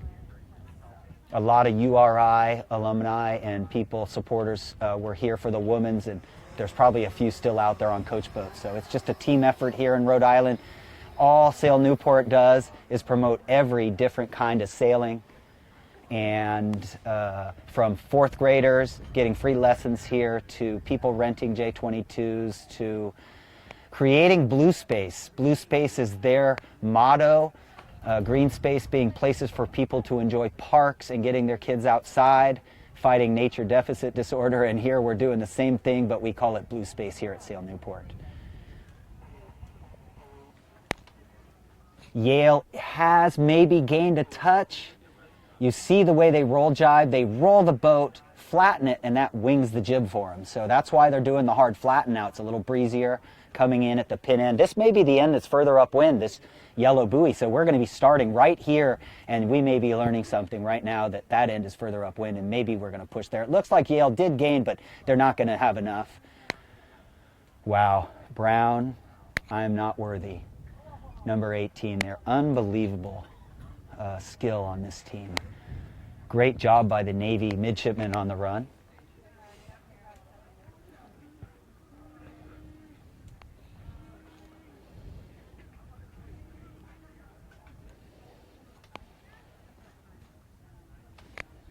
Good. Boat 12 there, Navy. Boat 15 squeaking in, ODU. Yeah, I still think this ends further upwind. You can see the committee boat end of the finish is above in the middle top of your screen there. We got to see Stanford Cardinal make some gain there. They were struggling that race. They got back in there. They were probably 8th. They finished better than 8th. Bowdoin, Bears in 7.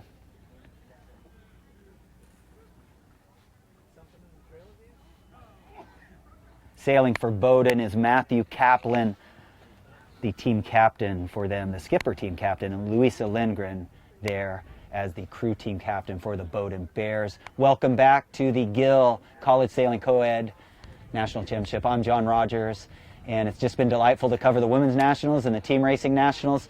We are getting ready for Race 9B, so please get on Facebook, folks. Make sure you're out there cheering on your team. Let us know where you're watching from. Go to Facebook Live, share it with your friends. This coverage will be here tomorrow as well for Championship Friday, our final day here at the 3 major national spring championships.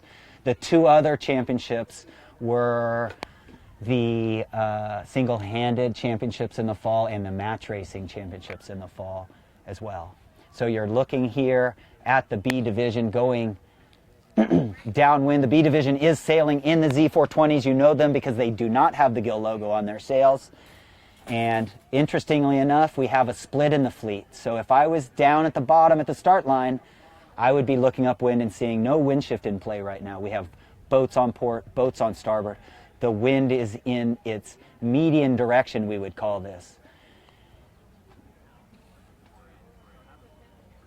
Wing-on-wing conditions, you lose boat lengths every time, a few feet every boat length you go if you're reaching right now. And these teams are so good at wing-on-wing that you're definitely losing if you're reaching. A great look there at the Fort Adams where the boots on the ground Heroes Memorial was on Memorial Day. Thousands and thousands of people went into that grass courtyard right in front of you.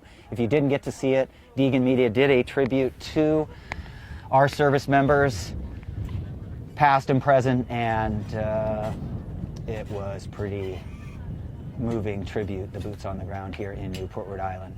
You're looking at the top of your mid-top of your screen would be the Robin Wallace, Dr. Robin Wallace Youth Sailing Center, a new facility just in the last few years, supporting the Blue Space mission of Sail Newport. Coming around this gate in boat 10 with a decent lead in the B division. Tufts, way to go. Ken Legler's amazing program where he just wants everybody to learn to sail. And he's got his hands in so many things. Wow, 9's got some vang on there. I don't use much vang on the C420 in this. I want the boom to rise when I ease it a little to make the front of the main a little fuller.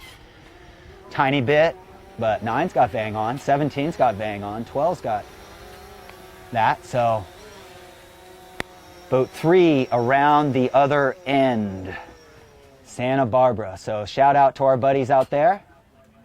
Brad Schoppeter, their coach, is Captain Excitement, Captain Energy. He reminds me of me. Brad, having run ABYC in Long Beach, they're amazing programs. Shout out to Alamedas Bay Yacht Club, one of the big supporters of Olympic sailing in 1984, and again will be in 2028 when we have the Olympic sailing games in Los Angeles, sailed out of Long Beach. Wow, Santa Barbara is 2 degrees lower and in press mode compared to those boats ahead of them. Navy in 12.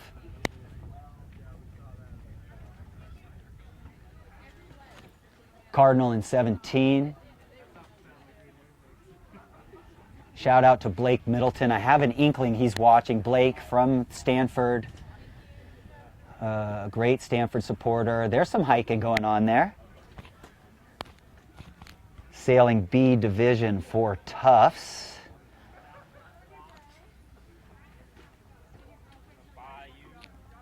Jackson McCoy, a senior here. Shout out to them. Ooh, look at that hiking. Emma Clutterbuck, a junior. Jackson McCoy, senior. Emma Clutterbuck, a junior. These are co-hiking conditions. Now it's more stable, right? This is where we don't move. See how the tiller's not moving? The sails aren't moving? The mast isn't moving? So these are ultimate stability conditions. So now that means there's just a little bit more wind. We can close the leech of the jib a ton. Look how tight it is inside the spreader tip. Look how tight the leech of the main is. They're having fun now. This is really all the skipper now. If we go too loose on the jib in these conditions, it luffs at the top first, and that depowers us. We don't want the jib luffing at the top first. We read the telltales on the bottom, we read the telltales on the top, and if we're a touch too loose on the jib, it'll be luffing at the top. So the crew should be just, you know, when they're training before the day's races, they look at that. And before each race, they look at the break of the jib. Great job here by the team of skiers bringing you sailing footage. They are amazing drone operators, some of the best in the world.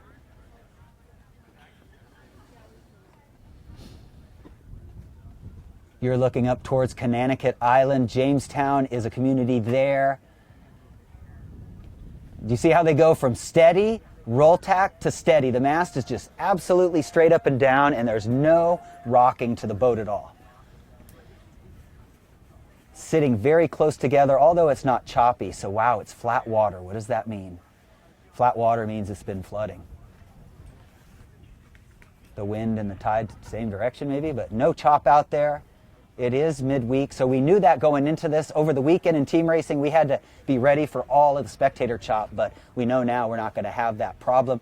A division getting ready to start in the upper part of your screen, race 10A. We believe that's the last A race, but I hope not. The wind's pretty good, but we'll see how it goes. It is 5:42. Lose track of time when you're talking all day. So slack current, you can lay the mark exactly. 17's going to go right here and lay the mark perfectly. 9 may be overstood by a boat length, no problem.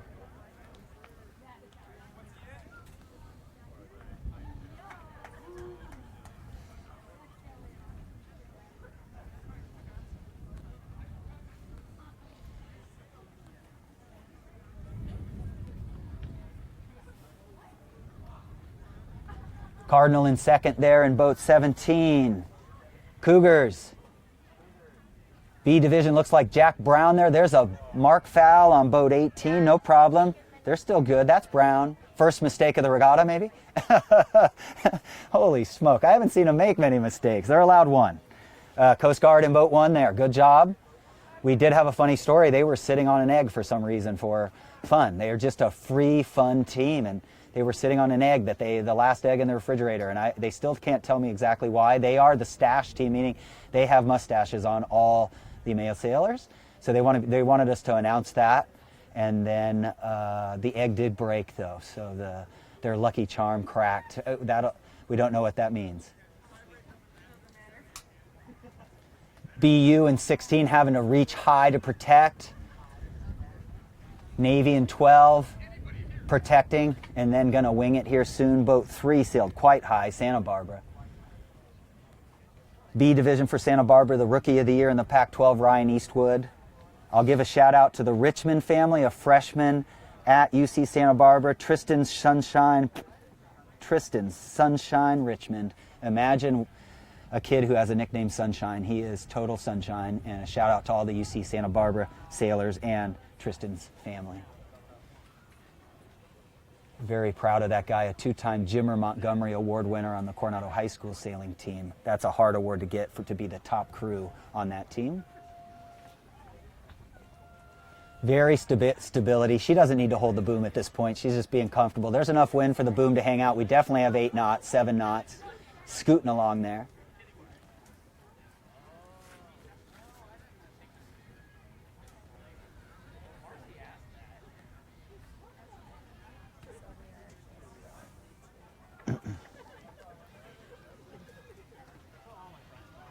Okay, so what we're doing here is you see that A fleet sitting over there just waiting. They're watching, all the crew and skippers are watching this fleet come down, trying to figure out what phase the wind is in. They know the current's pretty slack. I mean, the current's nothing now. And they're watching them. As soon as this fleet finishes, the next sequence is going to get going pretty quickly.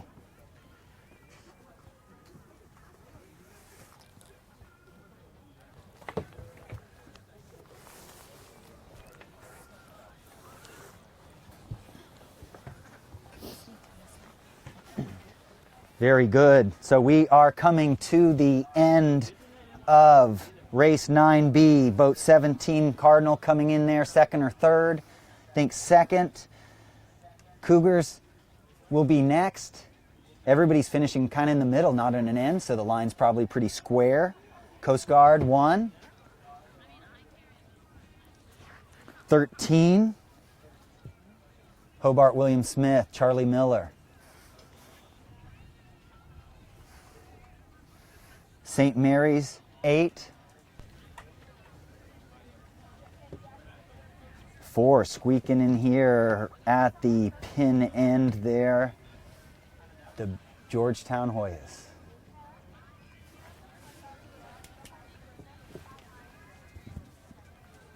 So Lindsay Clott crewing for Charlie Miller there, Hobart William Smith. Caroline Tier sailing with Will Logue for Georgetown there. Those two teams were 4th and 5th in the B division before that race, so they probably stayed the same or maybe moved up a little.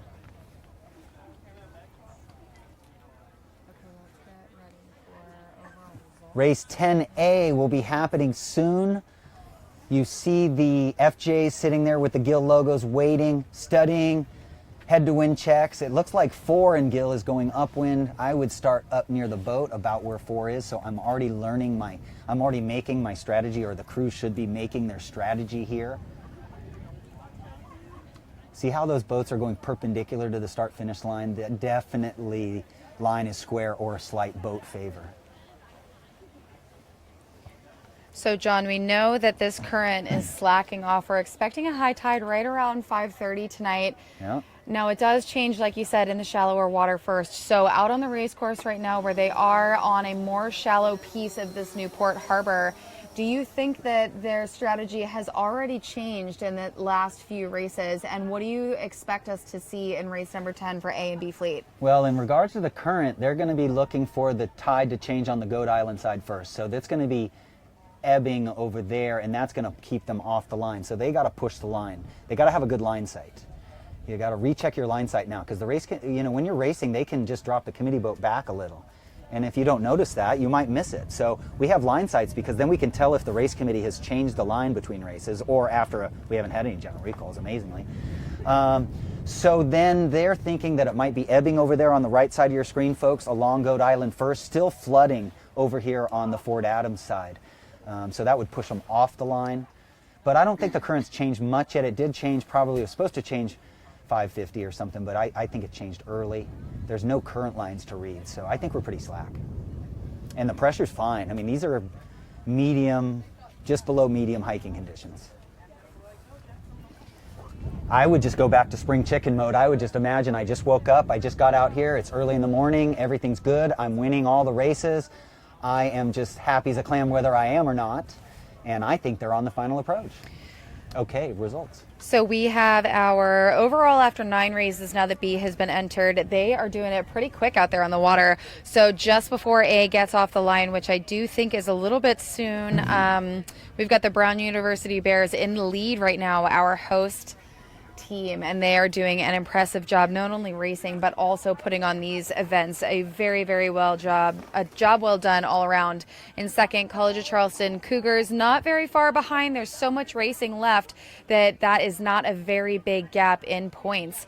And then we've got St. Mary's in third, Georgetown Hoyas in fourth, Navy Midshipmen after, Yale Bulldogs, Hobart William Smith, Dartmouth, and Coast Guard, and Stanford rounding out that top 10. Now the top 5, 6, even maybe 7 have close enough points that with only half of the regatta complete, I think that we're going to see some pretty close and intense racing tomorrow. Guaranteed the current's not pushing them over the line. This is beautiful. The good thing about the current pushing you back is you can keep flow over your boards. Look at these boats. They're all sailing and they're not moving. Their sails are full and they're not making distance over the ground. This is just beautiful. Oh my God, that is your best sailors organized in the country. I mean, that is everybody's on the same ladder rung except boat 4.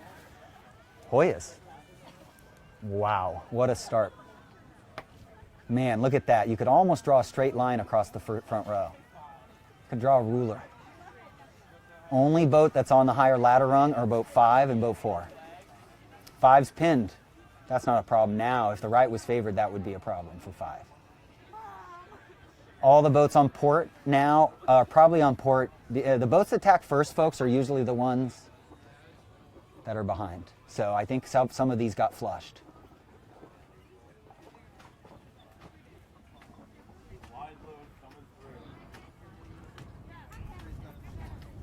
Six-team to leeward there, just hanging on by the skin of their chinny chin there.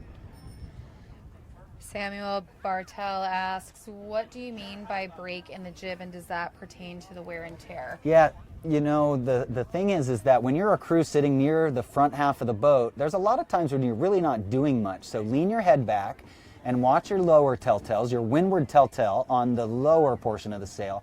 Then go up 2/3 of the sail to the top telltales and read if the jib is luffing at the top before the bottom or if it's luffing evenly. When we want power, we want the jib breaking evenly. So the windward telltale at the top and the bottom will raise up simultaneously.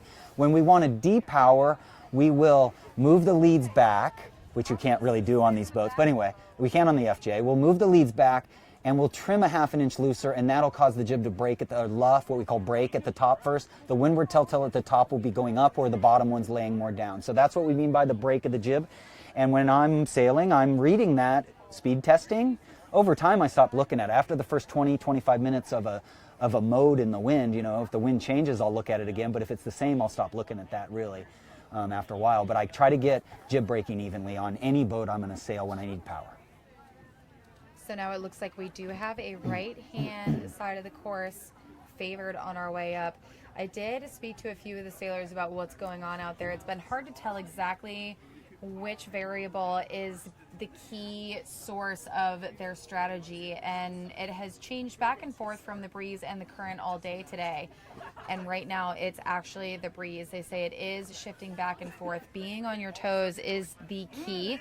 Now that the current is starting to slack off a little bit, we're seeing both sides come together pretty evenly with even breeze across the course, and it's just a matter of playing those shifts. Yeah, those teams that bailed out right, looks like they played it right. Looks like plenty of pressure to the right of the buoy there, and our leader being Navy there in 12. Boats are powering along now nicely. Still, Yeah. It looks Hobart- like we've got crews not sitting in the center of the boat, at least not full time. Yep, and Hobart, Hector Guzman there needs some good races here. 13. He dominated, put on a clinic in the semifinals, never being out of the top 3 or 4. And then today had a little bullseye on him maybe. I'm not a big believer in that, but you know, when you have a world championship day, people just like to beat you the next day. You know, so when they see you cross behind, maybe they're like, wow, there's Hector. Let me just set up next to Hector.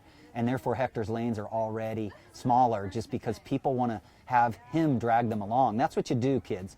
When you're sailing, when you're learning sailing and you see that champion sailor go by, set up next to him and speed test, even if it's the middle of a race. Here we go. The crew's going to jump out hard at the end of this tack and then slide in. They don't want legally for the mast to go back past a vertical point. It's not legal to have your mast go back in the left, second drone in the bottom left of your screen. One of the other important things to note is that as they go through the process of a tack or a jibe, particularly the tack, when you do need to trim those sails back in, you oftentimes trim the main end and then the jib comes in 80 to 90% depending on how much breeze you have and how hot you come out of that tack and how close you are to your full closed course, and then after you get up to power, you're going to tweak that in just a little bit more. So you're going to see the top level crews here trimming their jib just like that after each maneuver. Yep, and as we flatten the boat on an FJ especially, the main gets pumped quite hard as we flatten too. So yeah, Navy leading there in front of Dartmouth, boat 11. Dartmouth is just trying to clear lane. I'm not sure why those boats are near each other at all. When you're top 3, again, kids and younger people or even older people listening to this, when you're in the top 3, talk to the top 2 and say, hey guys, let's work together here. We don't want 4th, 5th, 6th to have a chance. We'll battle on the last beat. Let's just get away. I know that sounds interesting, but people get greedy. They want 2nd when they're in 3rd. All of a sudden they look over their shoulder and some college All-American is retaking them. So those top 3 should be just racing, not against, but with each other. And here we go down to the gate mark. This will be a course 5. Right now on screen, we've got race number 10A in progress, and that will be the last race of the day for A Fleet before we close out the evening and head into day 2 of finals here at the 2019 College Sailing Gill Coed National Championship. Wow. And we've got an excellent lead right here. This is a headed into those random gate marks. thought, but if you folks look at the top right of your screen, I don't know if you saw it, but you saw the flood and the ebb hitting nose to nose, the big straight across current line all the way across the harbor out there. When the two currents battle each other and they actually hit nose to nose. Here we go, beautiful roll jibe, kiss the boom. Kiss the water with the boom. Little puff just to windward of 13. So 13's going to stay tiny bit high right here to dig into that breeze. And then they're going to gain a little speed and then they're going to squeak down here. Yeah, a little higher broad reach for 13. Now they're matching angles with 11.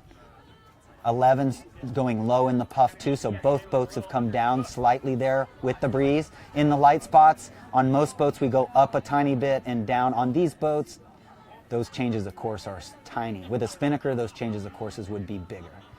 And there is the B Fleet headed upwind on their first leg of race number 10. Yeah, boat 8 has starboard on that 7 there, opposite tack rule, and on the boat after that. Looking like our race leaders are going to pick that left-hand side, these A Fleet race leaders. That's the Navy midshipmen. We've also got Hobart and William Smith and Dartmouth up front. Now the bulk of that B Fleet pick the left-hand side to go upwind, and I'm wondering how safe of a choice that is. If you have the option to round and go outright, be a little bit more clear air, but you opt to go left anyway, knowing that you're going to be sailing underneath of a full fleet of boats. Yeah, and if I was crewing, I would be telling my skipper that the pressure is even across the course. I would be telling him that starboard tack is just slightly closer to the mark. but not enough to make any difference. Right now we're just going for a clear lane, and our crew is talking us through our speed. The crew in that right-hand boat in the lower right is looking at the boat behind them and saying, whatever you are, higher, lower. So here's a pretty immediate answer to that question. We saw boat number 11 and 13 round together. Now that was Dartmouth and Hobart and William Smith Colleges. 11 just tacked back in the center to lead number 7 through the center off towards that right-hand side, whereas boat number 13 just tacked on the top part center on your screen. And then we have our leaders in 12 over there, Navy. Now, I don't know that they could have made it all the way across there for Dartmouth to end up crossing the bow of Hobart and William Smith Statesman. But yeah, and now they're just playing with bad air. They're wondering where the bad air line is on the fleet ahead of them. Neither tack looking lifted right now. Now it's patience. We got to just make sure we're matching angles and speed with people. ODU rocking out to our left over here under the tent. It's really fun to sit next to them. It's just such good vibes coming out of that tent all the time. they're playing Beyonce right now. Yeah. And Beyonce, you want some sailing lessons? There's that weather mark. Handle that for you. There's that weather mark coming into frame. We are going to have a very busy downwind. These fleets are very, very close together. And again, being that they're on the second windward leg, this A fleet is a little bit more spread out. However, the B fleet is approaching that weather mark for their first rounding, and they are definitely a lot more condensed. I think B fleet might struggle with A fleet right on their heels on that first downwind. Yep, and you got Bowdoin in 7 and Stanford in 17, and the boat to windward of them, they are playing this smart because there is a lot of bad air on that left pack up there. So these guys are just sailing along, trying to stay in some clear air, matching angles. Bowdoin, Polar Bears tack there. So those Navy midshipmen, they began their weather leg number 2 on the bottom left-hand side of the course, and they had no qualms about headed out to that center, the course center. It's very difficult to make it all the way across the course. You know, you spend a lot of time not sailing to the fleet that you've got control over at that point. So they covered that left-hand side, but they did make sure they were in the center to loosely cover that right-hand side, and they were playing the shifts accordingly. I also think the current, I spoke to Allie Topa, and she said the current is definitely stronger out on the right-hand side. It feels a little bit weird in the water on the left, but it's starting to be more manageable comparatively. Cool. Yeah, a lot of fun talking to Allie today. What a great sailor. One of the fastest skippers in the country, according to a lot of people. Here goes a duck by 11. And sailing for Stanford there, crossing those boats in 17 is Roman Screeve and Sammy Piquel. Shout out to the Piquels in Newport. Someone over there must be really emotional. This is like a breakup playlist that they've got going on over here. I think it's either Brown or we've got ODU and Brown sat next to us out here on the lawn. And this brings me back to high school watching my friend go through a breakup. So I'm not sure who's upset over there or what kind of help they need. But maybe they can, I don't know, maybe they can go to Newport Creamery tonight and lighten up their life with an awful. Yes, exactly. It's not easy when you've been training and you really know you're a good sailor. And man, it's hard to swallow 13 and 14 places there. And there we go with Navy around that weather mark in first place. It does look like yet again we've got people that haven't been able to nail that lay line. All day long we have seen these teams struggle with the lay line into that weather mark. Yep, opposite tack rule, easy tack in here for, I believe that's Brown. Carol Ann says it's Jacob Rosenberg. It's him with the breakup music? No, okay? Jacob Rosenberg sailing for the Cardinal. Okay. I thought Roman was in there. Thank you. It's Jacob sailing. Shout out to Steve Rosenberg and Caroline Rosenberg. So maybe it's amazing ABYC Long Beach area family. Maybe it's Roman on shore playing the breakup music. Yeah, it's so great that we can just they just plug and play here. They plug sailors in and they Look, not making the lay line once again. It has been time after time. Fortunately, they still have enough momentum to shoot it, but what a pile up, and I think we're going to see maybe a bit of a challenge here for number 5. Might just make it around, but BC, I'm not confident about 17. Shooting it. They didn't have to tack there. Good move. You can't go past head to win there, folks, if you got a boat next to you. So they didn't go anywhere near head to win, and they just went above close hauled by about 20 degrees and squeaked around. So a lot of squeaking around. You're exactly right. That would usually indicate adverse current, folks. So if you see people squeaking around, it usually means the current is going somewhat downwind. Boom kissed the water. Isn't it beautiful when you see the boom just do that little splash? You can see the ebb and the flood butting heads right off the point where we're sitting up there off that breakwater where the parents are allowed to be just on the far edge of Fort Adams there. They're not allowed to be, no one's allowed to be in the box here with the sailors, other than the sailors and coaches. So here we go. This is to the gate mark, race number 10A, and they will have one final leg left after this rounding, and that will complete their day. So after a long day of light air racing, really weird current going on because it's never as simple as just ebbing and flowing, these teams are going to be done for the day, and this is their last chance to put up some excellent results before we go into tomorrow. And we start with a whole fresh set of conditions. So John, we spent the whole day learning about the breeze from this direction, about the current in this race course, and now that we're going to start over tomorrow with what probably is going to be a new set of conditions, because that is the whole stage here, has been different conditions every day. There's really no place that's as much fun try to guess. I've not been totally accurate in my predictions in the morning. I've usually under forecasted slightly, but that's the fun. With weather, folks, what you want to do is eliminate variables. I knew it was not going to blow 15 today, so that's what my weather report told me. I knew it wasn't going to be a drifter at this time, but I didn't know much else. And just to shout out to ODU, they had a great race there. Jack Elkin, a senior, Abigail Tutt, the Monarchs there, and we have been reading their names, their team name quite a bit, and they had a bullet a couple races ago, and then here we are with a 4-8, I believe, one to finish the day there. Again, picking that right-hand gate out to that left-hand side early on. Yeah, if they hold on to this, that's a 4-8-1 to end the day for that team. Incredible. So they need to boost their music over here. They should be cheering. Beautiful shot. Boat 9 coming around the left gate in front of you. Okay, let's Charleston. cover a little bit of B fleet just to show them love for 2 minutes. Dartmouth in 11 going around that left gate. So remember, trim the jib loose, you guys. Trim the jib loose around those leeward marks. Okay, so we are, as forecasted, expecting a little bit of rain. It's the only thing that seems to be on time, unfortunately. The breeze was not quite on time today. So we're going to take a quick look at those B Fleet sailors. They are just on their first downwind of race number 10.